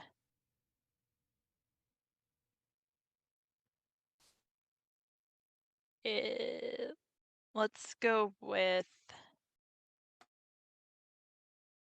things always look better after a deep breath. I like that. That's actually really good. So you take in a deep breath. Go ahead and re-roll that check. Difficulty of 3. Okay. You said insight command. Mm-hmm. Spend a threat. You could give Get me an a extra threat. dice. You could spend a threat to give me a threat, and then you could roll 3 All dice. right. Yeah, I'll give you a threat. Cool. I'm gonna go ahead and spend that threat right away to increase your your crit failure range to 19 to 20. Cool. Oh, damn! Is that a critical? Oh, that is a success. But you also rolled a 19, so it's a success. But you have a critical failure as well. Yep. So what's really cool about Star Trek Adventures is you can actually succeed and still fail at the same time, which is really neat. So you're actually going to succeed this check. But as you are, you're looking at that data pad or your computer, however you want to be doing it. You're going down the crew manifest, and again, you find you've got all these different names. You're going down the names of the science and helm, and you see helmsman Lieutenant Junior Grade Hellick, Ensign Minerva Mini, helmsman Lieutenant Sheer Chi, Mbot Boots. You see PO1C Enya. You see Lieutenant, and then you see another slot. And it like blinks for a moment. So it blinks as though this file, this crew member's entry is there, and then it's not for a second. And then it's there, and then it's not for a second. As though the computer is both entering and deleting that crew member's entry, their number, their rank, their name. You never see the name, but you do see this 0012. 0012, and it's just for a moment, but as you see it, your computer, this is going to be the part of the complication, this is the issue, your computer actually freezes up and shuts off. Now in Starfleet and in the future, computers freezing up and shutting off, that is not a common occurrence.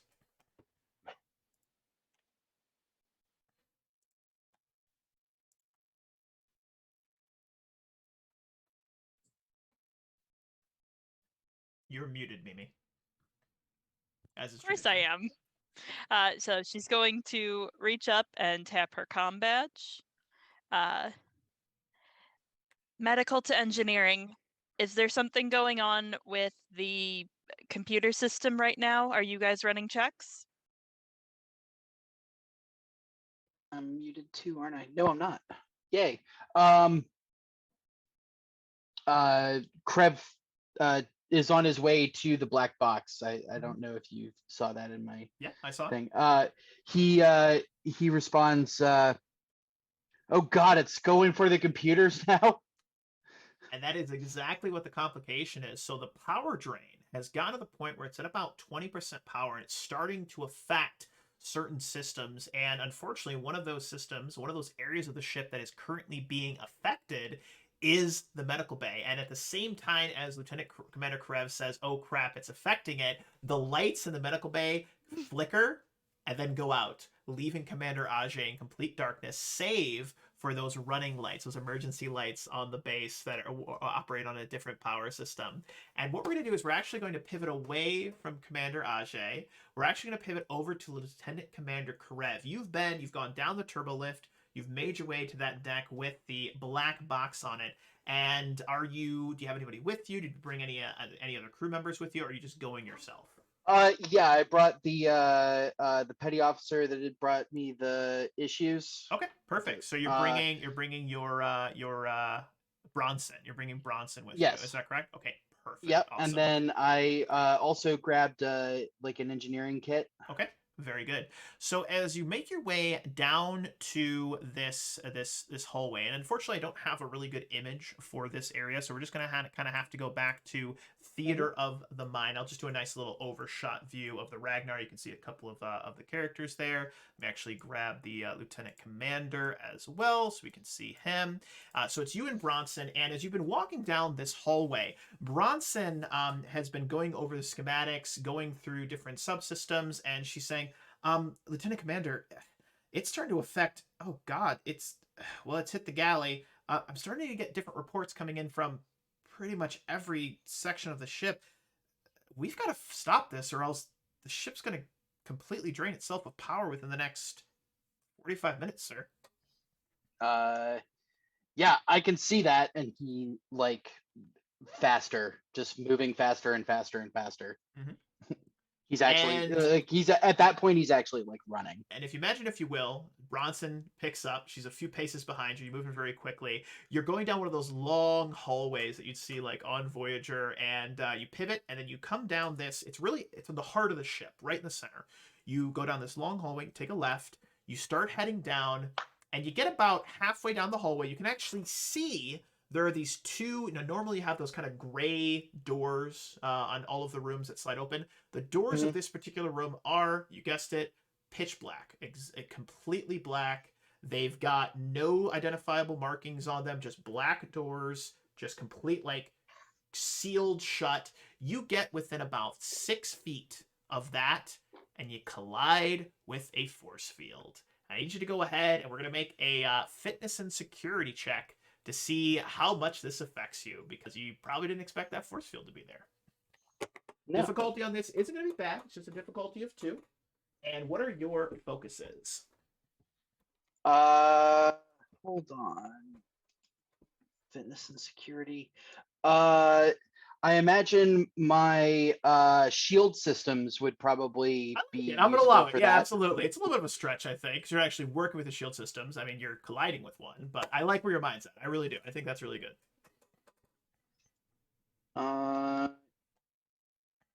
What is how many base? You always roll 2d20. You need 2 successes. You need 2 successes to pass this. 2 successes. Yep. And we don't have any. Yeah, let's try it.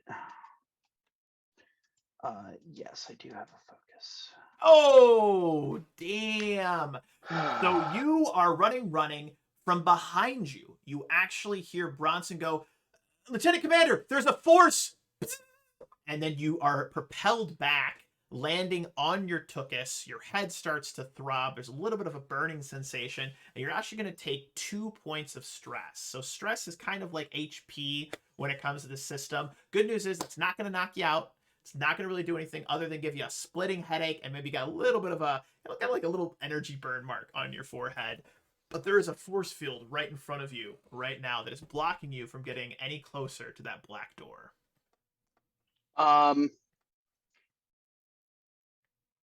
He kind of shakes off the blast from the force field and gets a real unpleasant look on his face. Gets up slowly. kind of puts his hands on his hips, looks around at the force field emitters, like, where they'd be coming from. Gets a thoughtful look on his very angry face, looks down at his equipment case, pops it open, and heads right over to the nearest panel that he can get at these emitters, and nothing is going to stop him from shutting these off right now. Lieutenant Commander, sir, Lieutenant, sir, there's What? So when you ran into that force field, it appears that it sent a alert to the captain, sir. Good. I don't. Should you be? Should you be messing with the transmitters? I assume if there's a force field, maybe we're not supposed to. It's my damn ship. I'm gonna take apart whatever I want. And at the mention of take apart whatever you want, we pivot back over to Captain Treso. And Captain Treso, you are back in your ready room when a Ensign Zeb and Lieutenant Paris exit the turbo lift, or actually you wouldn't directly enter, you've got to hit the bell. So you guys hit the bell, you hear that doo-doo-doo-doo. It's been a busy day for the captain, of course. And stepping in, oh, that's the bridge, wrong sheet. Oh god, all ruined. And stepping in, you see Ensign Zed and Lieutenant Paris. And guys, take the scene, please. Ensign Zed, reporting for duty, sir. Paris, reporting for duty, sir. The captain will stand up. Gentlemen, thanks for reporting. I would love to do your Brian, no. interviews now, but I've got a bit of a crisis on my hands. In fact, what happened? Oh, you just cut out for a second. No, Oh, big deal. You yes. froze for a second. Oh, I was like, what did I do? Sorry. Gentlemen, I'd love to have your welcome interviews right away, but I'm having a bit of a crisis now. In fact, Mr. Zed, if you want to report to whoever's standing at security station, get a brief update, that'd be great. Let me know what you think. Mr. Paris, I don't have anything for you at the moment. If you want to check in with whoever's at science right now, see if there's anything you can handle, I will schedule a welcome meeting with you promptly. And at this exact moment, you get this alert on your computer screen that says unauthorized access black box.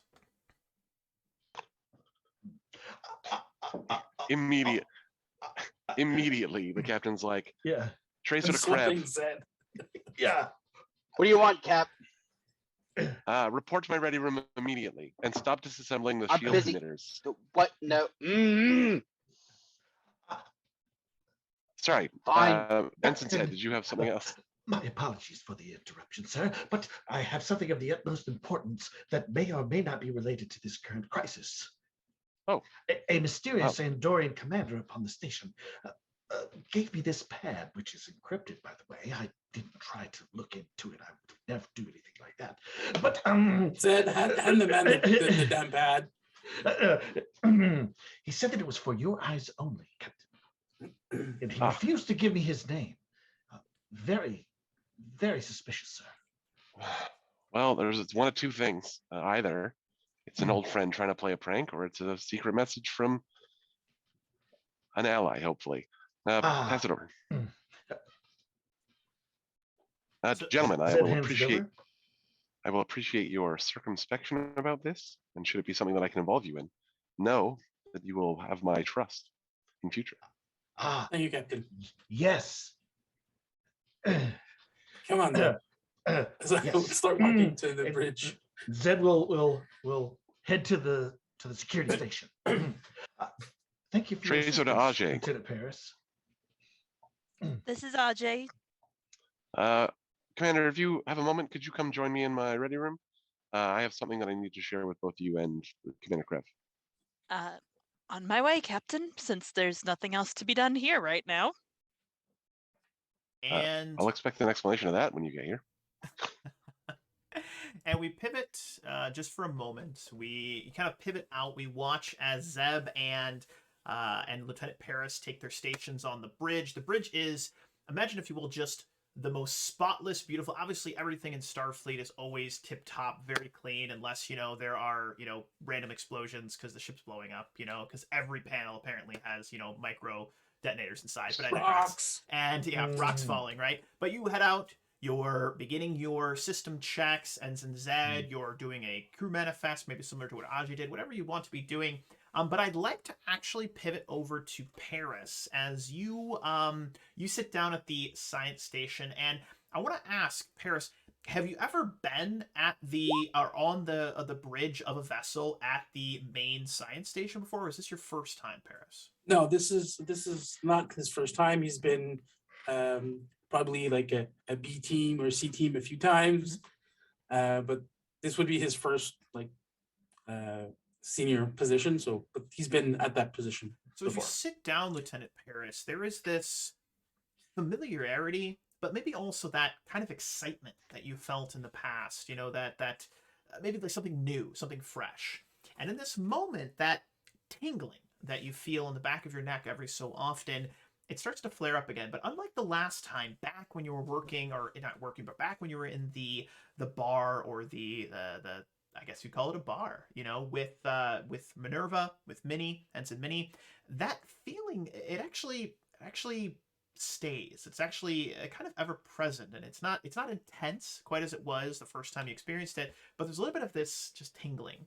And as you sit down, you start to run some system checks, you start to, you know, boot up the sensors, etc.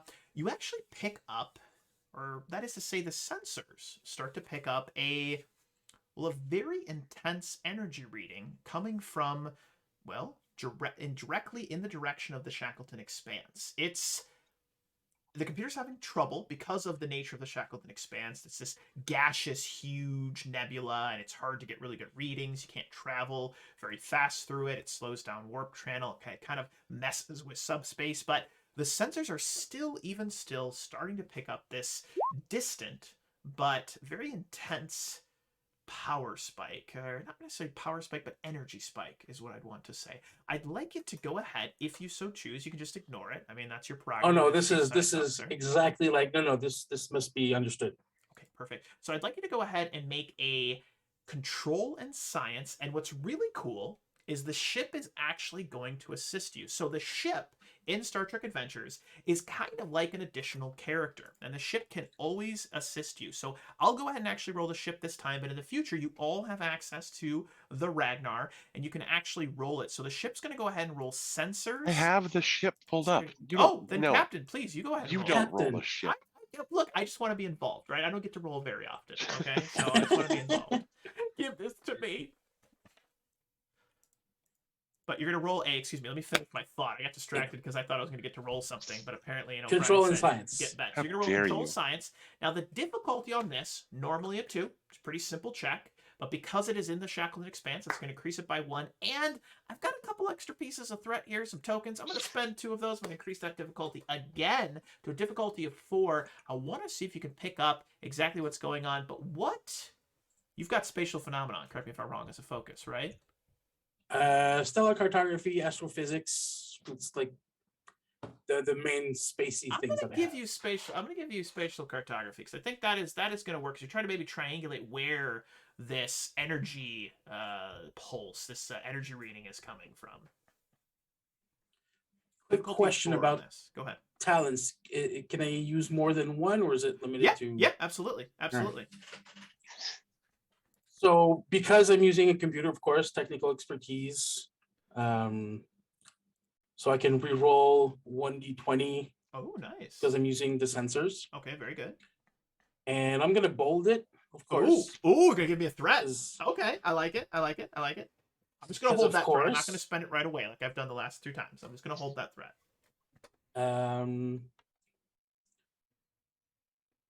Sorry, just rereading how bold word works. So I'm gonna buy 1 die for the moment. Okay. Yeah, so that would be 3 dice. Mhm. Sensor science on the ship? Correct. Yes, sir. Oh, damn, Yeah. Ragnar. Let's go. Oh. Right. So First roll is the Ragnar. Off to a good start. Uh-oh, we lost So- Mimi. control, She said she'd be right back. Oh, okay. No problem. science 3. And yes, applicable. Okay. Ooh! All right. So, interesting moment again. You're going to succeed. You're going to But I can get... reroll. You can reroll, Yeah, reroll actually. that. That's great. I have That's 2 dice true. that I can You reroll. 2 dice you can reroll. So you can actually reroll both those zeros if you so choose. So I will. Okay. So same roll, but 2 dice. Or unless there's something here I can do. No. Okay. So control science. 2 dice. Applicable. Wow!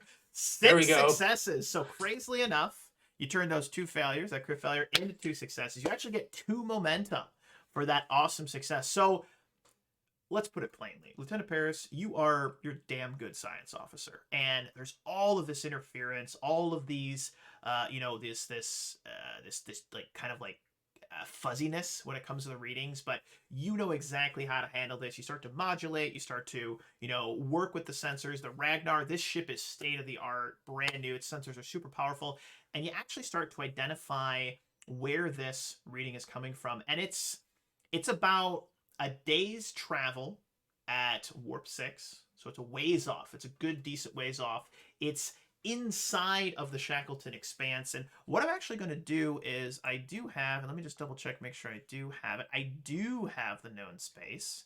So we've got a nice little known space thing here. I'm going to move you guys over. And you all are currently at Starbase 123 right here. And you are picking up this strange reading. I'm going to go ahead and just mark on here. It's right over right there. Okay.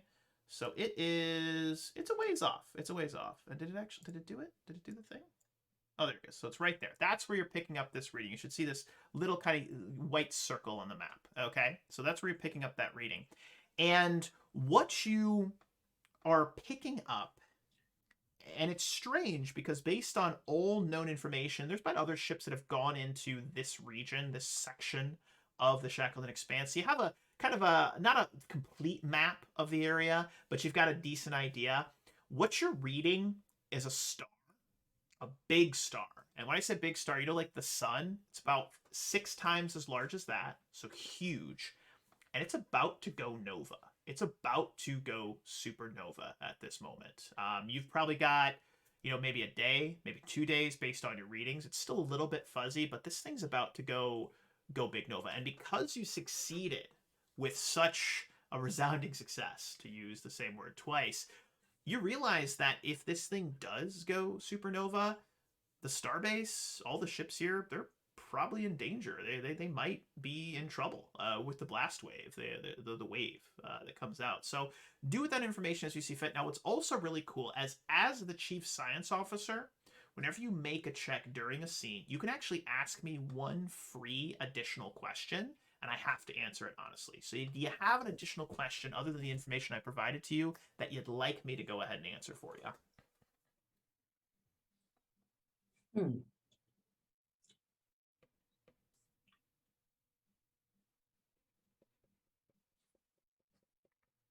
So this is a supernova.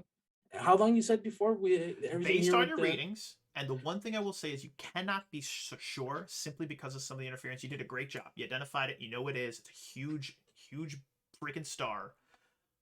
But you're not sure how long you have. You'd have to get a little bit closer to figure that out.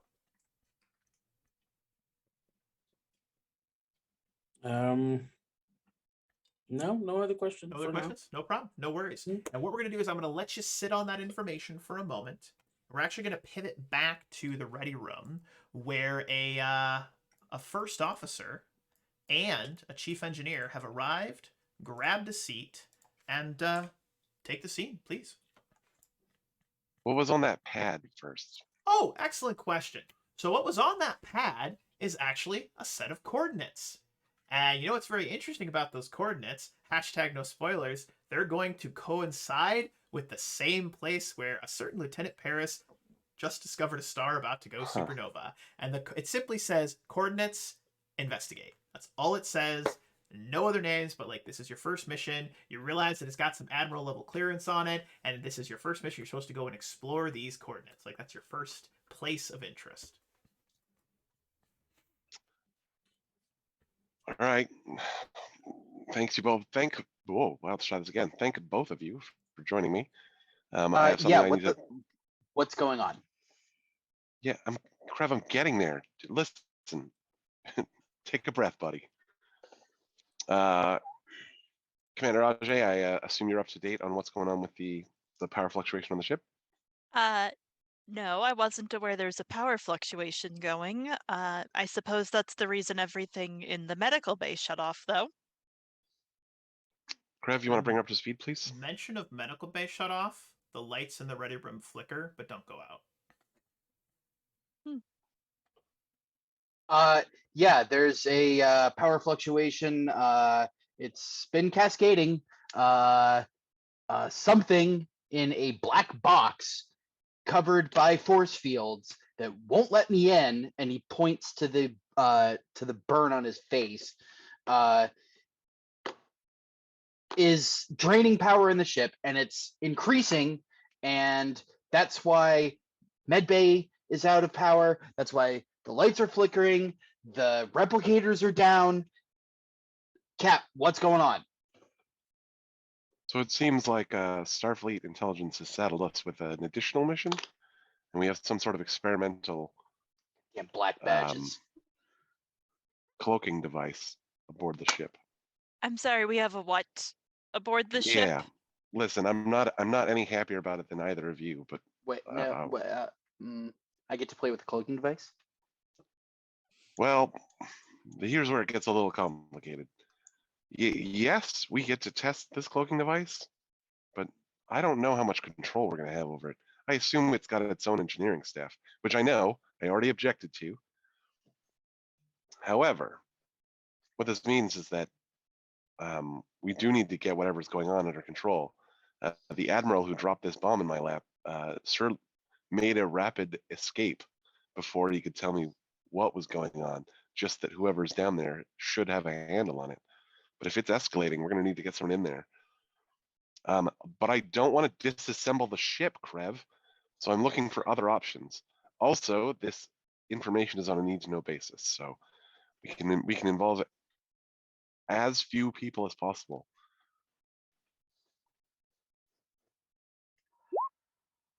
I will not take apart anything that I don't have to.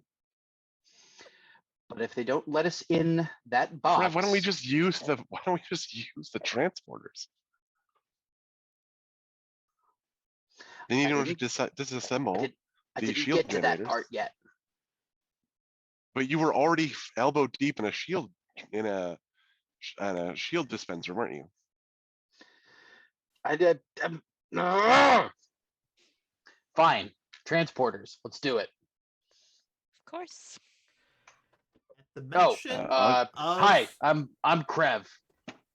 the mention of Ajay. transporters and that final introduction we do too, we actually pivot over to Ensign Zeb, who is currently on the bridge.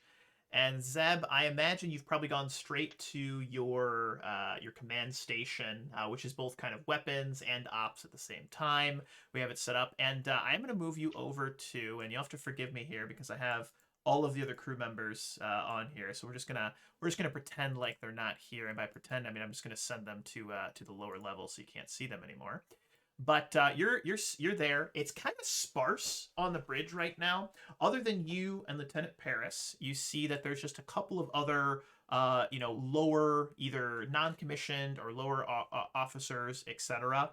But we see that at the helm there is a helmsman, and I don't have a token, but we'll just put him right there. We've got a gentleman right there. He's kind of doing some checks, and at your station, you're seeing a bunch of your kind of sub-officers, those that work under you. They're kind of starting to report in. 95% of the ship has reported in, ready to go. Everyone's good. However, there is a message that comes in for you from, well, this message appears to, well, it's not on the list. This particular branch, it's just reporting in, and it's got the numbers 0012 in it. Doesn't match any of the records you know. I, being the great Starfleet officer that you are, I'm sure you went over all the list 8 times, memorized all the different names, the different sectors, everyone that you're in charge of. The 0012, that doesn't match up with anything. It's weird, but you get a reporting for duty, all systems good, we're ready to go. I'd like to know how you handle that. This cannot be right. He's going to, open up that entry and do whatever research he can to find out about it.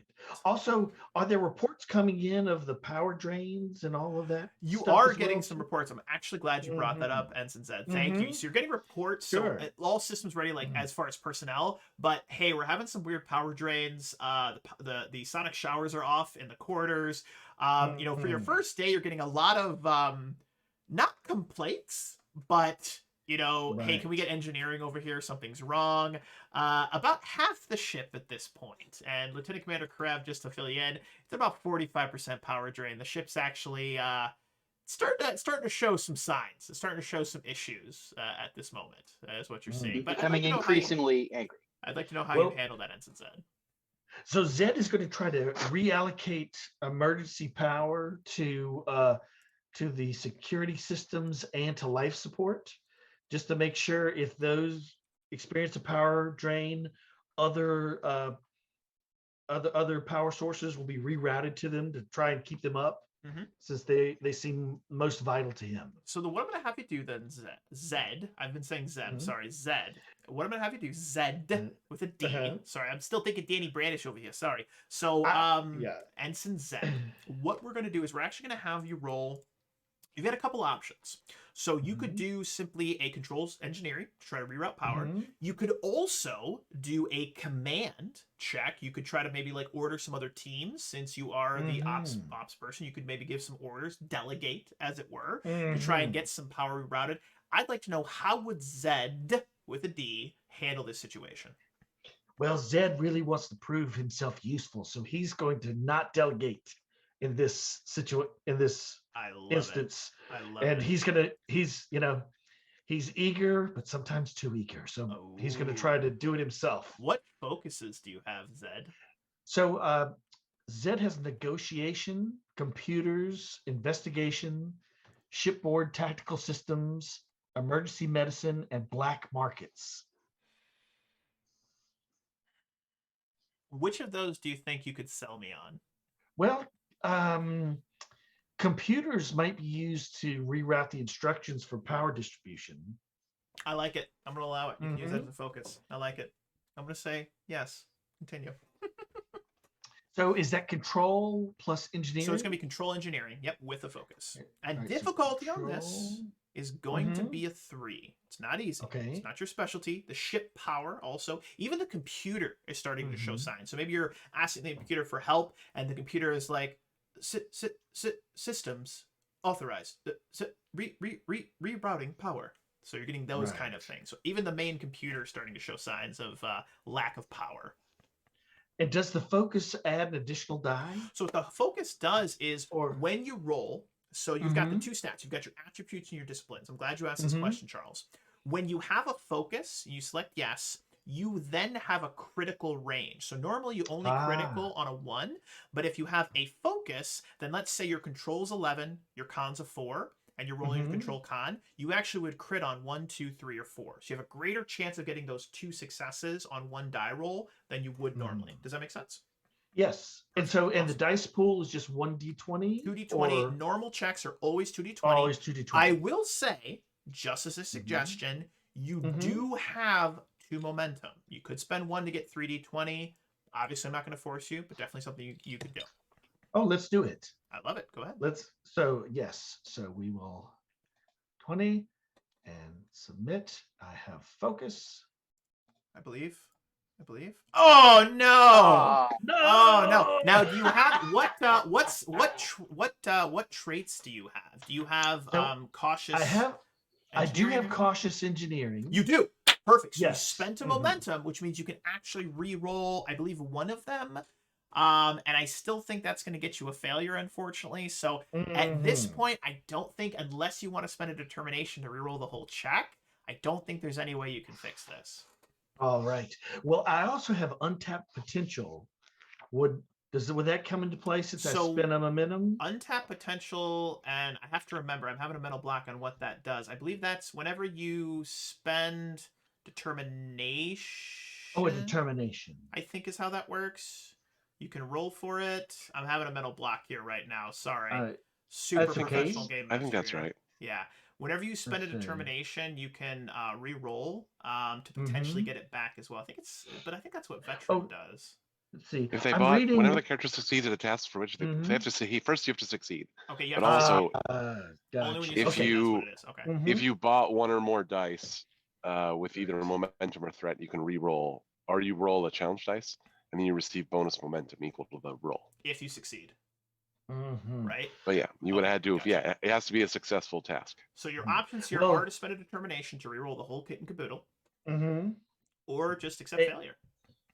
Let's accept failure. I like it. And I like Instant Zed, he turns a darker shade of orange as he blushes, and he feels bad, and he's now he's going to look around and for someone to delegate to. And as Ensign Zed looks around for someone to delegate to, Ensign Zed realizes that it's him, Lieutenant Paris, who... Do you have a worried look on your face, Lieutenant Paris, or you look determined? How do you look right now? I'm very concentrated on Very like, concentrated.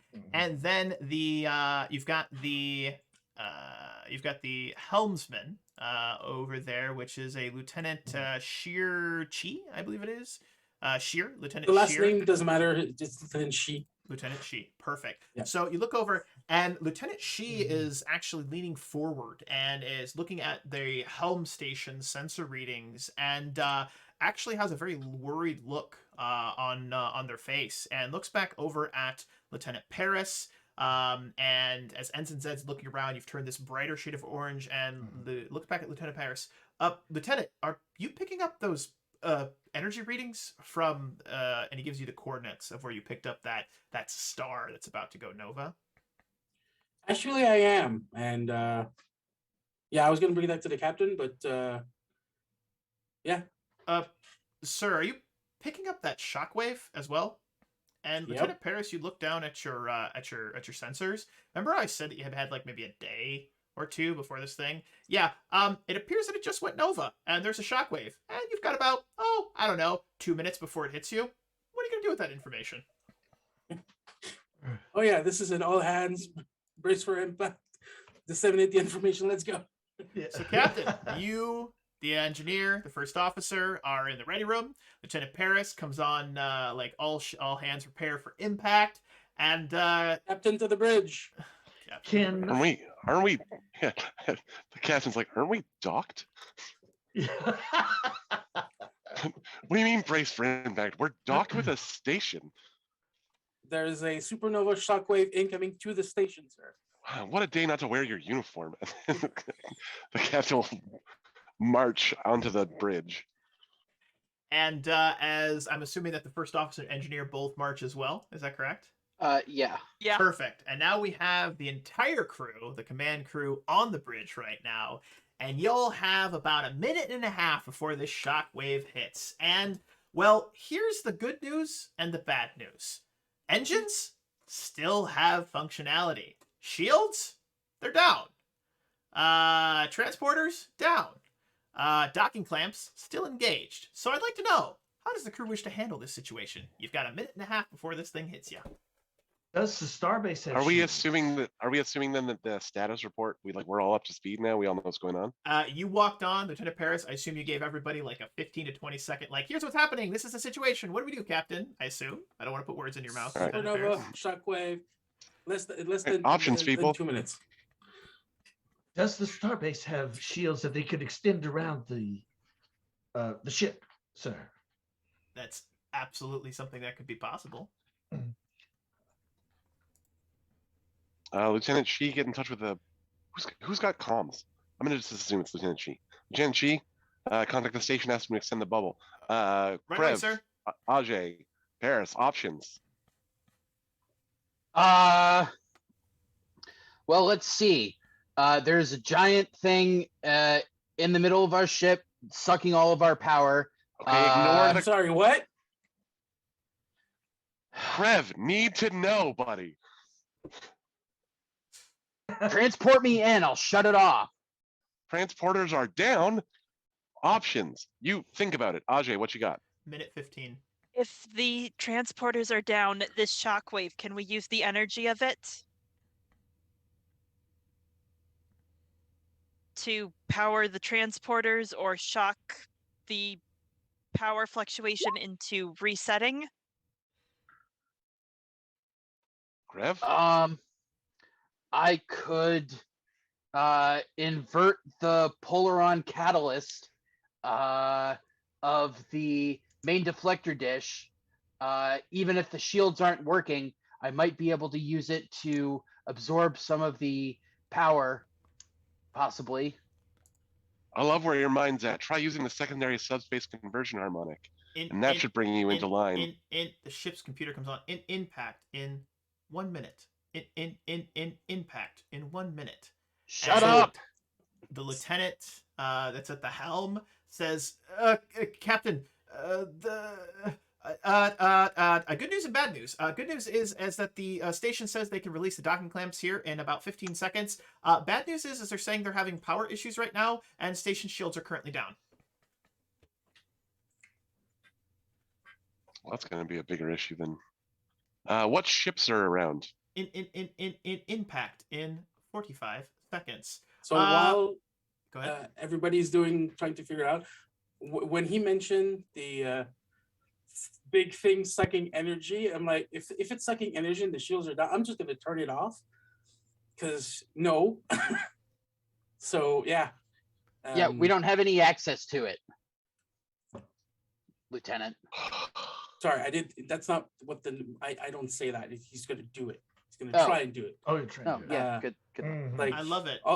With all his daring and security, and his security and bypasses focus, he's gonna try and do everything he can to bypass that one thing that is sucking all the energy and shut it down. You know what?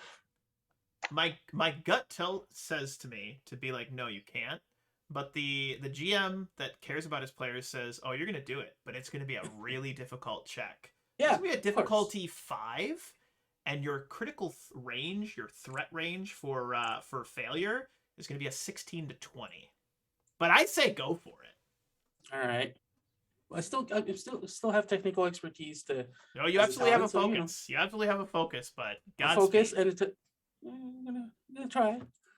So, Jerry. Do you want to roll any extra dice? Oh yeah, this is a add threat to the situation moment. Shockwave impact in 40 seconds. How what's the limit in threat I can add? You could give me 6 threat if you wanted to roll 5 dice. Nothing. Oh yeah, stopping you, absolutely. except That you. is the idea. Is like I'm doing everything off the books right now. I love it. So, Absolutely yes. love it. Oof. So 5 So your dice. check is going to be a control and engineering. As I said, difficulty on this is going to be a 5. Your critical failure range is a Wouldn't it 16 to be- 20. Go ahead. Sorry. He's gonna do it. I thought. I'm sorry. Wow. I'm getting tired. You're good. I wanted to do it with daring if possible. Oh, sure. This Yeah, is- no, the absolutely. idea Tell is me that this is not protocol. Like he knows protocol, but no. So daring. this is Okay, off the so we're books. gonna go daring, and then do you want to do? I would say daring, probably security at this point, or Yeah, daring that was the engineering. Daring idea. security. Okay, I love it. Yeah. Please do that. Daring security, difficulty of 5. You've got a critical failure range of 16 to 20. I'm sure nothing bad will happen. Let's roll them I both. mean, That's 5d20. nothing. So we said 15 to 20, right? 16 to 20 is your failure. 16 range. to 20. All right. Wow! Wow! one critical failure. failure. That is 1 failure. Okay, but that is 5 successes. Holy But I crap! can No, it's re-roll not. it. It's 4 successes. Oh, that's 4 successes. Shit. You're But I right. can re-roll it. I You have can technical re-roll that. That's right. expertise. That's right. I thought I saw 5. I miscounted. That's right. Okay. That's fine. Re-roll it. I love it.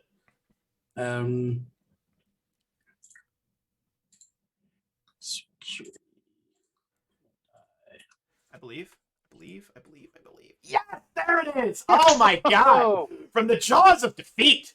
So, Lieutenant Paris, I would like you to take the helm here for a second, no pun intended, or maybe all puns intended. How does Lieutenant Paris go around shutting off this black box on the Ragnar to disrupt the power drain? How does this happen? That was the fucking insane roll. That was amazing, dude.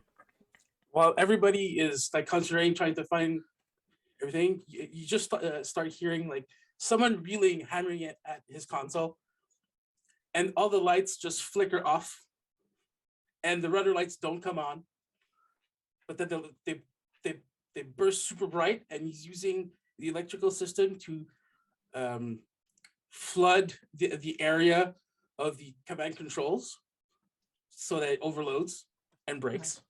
That is amazing. So, Lieutenant Commander Krev, you see that, that black box, you can see the power being drained to it. Mm-hmm. All of this power floods into it for a moment, and then the whole thing, that black kind of shadowiness on it, it actually blinks out, and then it's not like it's like shut off, but it's almost as though it doesn't exist. And then there is an instantaneous power surge into every other system. Ensign Zed, you start to see reports of full power returned. Captain, you start to see all these different reports. The lieutenant at the helm says, "Sir, we have full functionality. Raising shields. We're disengaged from Starbase 123. Orders, sir." Again, what ships are around us? You've got a couple of Miranda classes. You've got a Galaxy class that's actually just returned. Do you want The specific Galaxy names? class is bigger than us. The It two is. Miranda classes are smaller than us, right? Correct. And they're having are they having energy problems too? Nope, all of them have shields up, and they've actually moved away from the starbase and are preparing to basically ride out the shockwave. And the station, though, their shields are still down. Station's shields are still down, correct.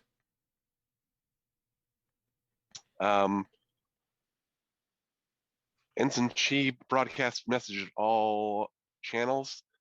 Any Starfleet ship with the availability of shields, join a formal blockade.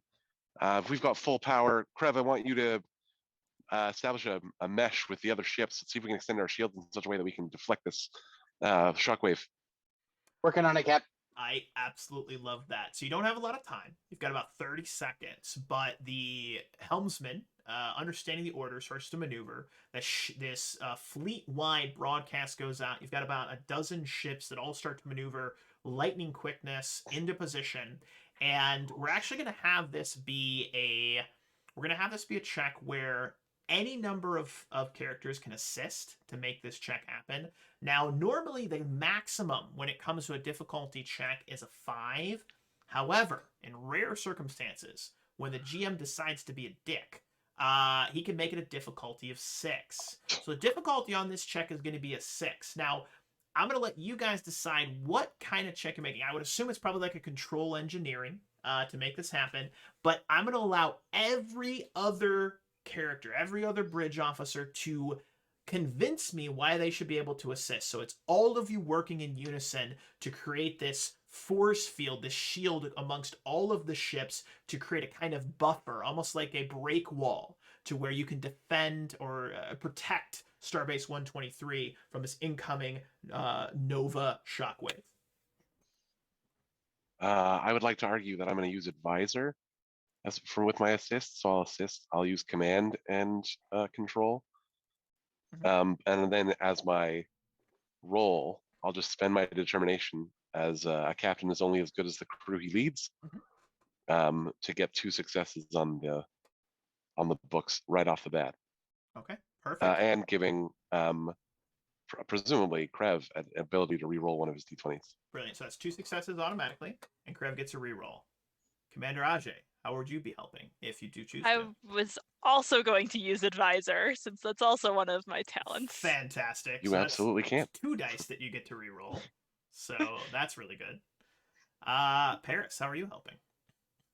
I'm gonna help transfer all the energy that I can from my sciences to the deflector shields and help Zeb and Krev with their ops and engineering. Perfect. So when you assist, just to let you guys know, you just roll 1d20. That's when you do an assist, okay? And I'm gonna let everyone have a focus because I think you're doing something for yourself that would make sense to help out. So everyone's gonna have a focus. And then Zed, how are you helping? So, Ensign Zed, I'm assuming I'm actually manning the shield controls. Yeah, absolutely. So, I'm guessing Craig is modifying them, Mhm. and I'm actually putting in the command and shaping the shield. I like that. Yeah. I also have a focus of shipboard tactical systems. Perfect. I don't know if you can definitely use that focus. Absolutely. Okay. 100%. Perfect. So I'm gonna have everybody. So Krev, you're making the main roll. Right. Everyone's So gonna chance to succeed. can I also be assisted by the ship's computer Absolutely. or 100%. sensors? Yeah. Okay, so with that, I'm going to use my technical expertise, which allows me, whenever I attempt a task assisted by the computer or sensors, I may re-roll 1d20, which may be the ship's die. He's got 3 re-rolls right now, which is crazy. So if you guys fail this, it was just destined to be. All right, that's what I'm saying. All right, so everybody can make their 1d20 rolls with a focus. For your specific sections, you know, if it's Lieutenant Paris, it's going to be a control and science. Ensign Zed, likely control and security. For Commander Ajay, presence and command, likely. Captain Treso, same thing. But go ahead and make your checks to assist, and then I'm gonna use the momentum to roll 3d20. Perfect. Yeah. I'm so excited for all the rolls we're about to see. All right, we got 1 success from Paris. So we're at 3 successes already. What? I didn't. Oh no, that was a different check. I'm sorry. That was the reroll. Yes. And this is just 1 die, correct? 1 die because you're assisting. Yeah, whenever you assist, That's it's Except for only whoever is doing the main. submit. That's me. Yep. So that 3d20. failure is a real failure for me. Yeah, so regular failure. Okay, Zed, unfortunately, no. no bonuses. Oh boy. Yes. Okay, Ooh. okay. Ajay with the 2, Nice. so you're up to 4 successes. Mhm. All right, you guys ready? I'm ready. Yeah. Did you spend any moment? That's I- oh my god! So that's 1, yes, 2, I 3, said I was spending the 4, momentum. 5, 6, 7. We're at 7 successes. I don't even think we have the captain's roll yet.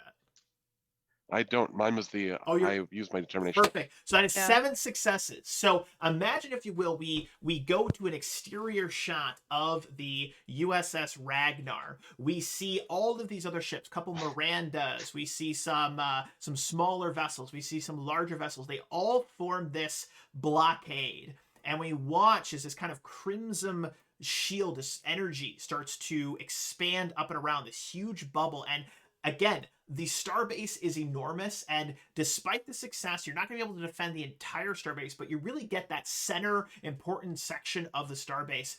And as we look out in front, we see this massive golden red energy shockwave, all of these different colors, this kind of flaming shockwave that is getting closer and closer and closer. And you hear the ship's computer. It's no longer stuttering. It's counting down. Impact in 5, 4, 3, 2, 1, and the whole ship starts to shake. You see that shimmering glow of the shields in front of you. It's you see the ship systems all start shaking. You see panels start to explode, rocks fall, etc. That whole thing. Everything's going crazy. All of these alarm bells start going off, and all you see out the view screen of the bridge is just this fiery, just this wrath from this shockwave. You hear all of these things. Oh, we've got explosions on deck 5. We've got this, we've got that. The whole ship is shaking. And as everything goes by, that fiery, that flame, that crimson glow that is passing over, it's about 30 seconds later, it passes by. And you start to get reports. So Zed, you start to get reports. Damage on decks 5, 6, and 7. You start to get some casualty reports, not death, but just injuries. Nobody died because of your successful roll. And then as all of this is going on, all of the reports are coming in. You're doing your systems check. You notice the Ragnar, it's slightly damaged, but nothing that even just the shipboard crew wouldn't be able to repair. But Lieutenant Paris, you actually pick up a new signal. And I want you to go ahead and I want you to use that final question, that question you got earlier, because technically it's the same scene. I'd like you to ask me, if you would, what that signal is, versus making you make a roll for it. What is that signal? Great question. Lieutenant Paris, and thank you for asking. It was a great use of your Chief Science Officer's special ability. That signal is a distress signal, and all it says is 0012. That, my friends, is where we will end Session 1 of Star Trek Valhalla, Echoes of the Past, Part 1. Great job, everybody. Wow. Excellent. All right. Yeah. Well, hey, I just want to first and foremost say thank you, everyone, for playing. I was really nervous walking into this one here today. I'm not gonna lie. Oh my God, did Cthulhu just? Oh my God, we got a 25,000 point spend for Darewolf Wow. wants a run shot of his choice. Holy crap. Kura, you're gonna have to message me on Discord. Darewolf hashtag 3671. I'm pretty sure that's right. 3671. Is that? Am I crazy here? Hold on one second. Let me copy that. That guy has been saving up for a really, really long time. So, Kura, if you're not already friends with me on Discord, send me an invite friend request. I will run a one shot of your choice. I hope you will also choose to be in it. That would be absolutely fantastic. I'm glad you've already got me on your list. I wasn't sure, but we will get on the side. We'll find a good day and time to run that one shot. That actually is. I was wondering who would be the first one to do that. Any system you want, any, we'll make it happen. You just message me. We'll figure it out. That is super exciting. What a thing. But I want to say to the crew of the Ragnar, absolutely fantastic job. Everyone did a great job stating character. Everyone is very unique. Everyone's very interesting. And I just want to say thank you so very much. And I got to ask, what did you guys think? Did you have fun? Will you be back next week? What's the battle plan here? Yeah, This- great. This was amazing. Yeah, great game, man. Yes, top notch. So I'm much fun. Really glad you guys enjoyed it. I know Uh-huh. Brian hated it. I could see it on his face. Also, Yeah. he's not feeling good, so that's good. But to all of our viewers and Mhm. everyone that stopped in today, I just want to first and foremost say thank you to you as well with regards to the viewers. And please, if you have any friends that like Star Trek, anybody else that you think might be interested, send them a link. Suggest that they follow. Definitely, we'd love to get some more viewers in here. But at the end of the day, it's just me playing a game with my friends and trying to tell an interesting and compelling story. But I just want to say to the crew of the Ragnar, I look forward to adventuring with you all next week. Same game time, same game place. We'll see these fine folks back here next Tuesday at 8 p.m. to go ahead and do session 2, which will be Echoes of the Past Part 2. As you can imagine, it was a Part 1, so there's probably a Part 2. But in the meantime, as I always say at the end of every stream, thank you so much for watching and happy gaming. We will catch you guys next time. Goodbye, everybody.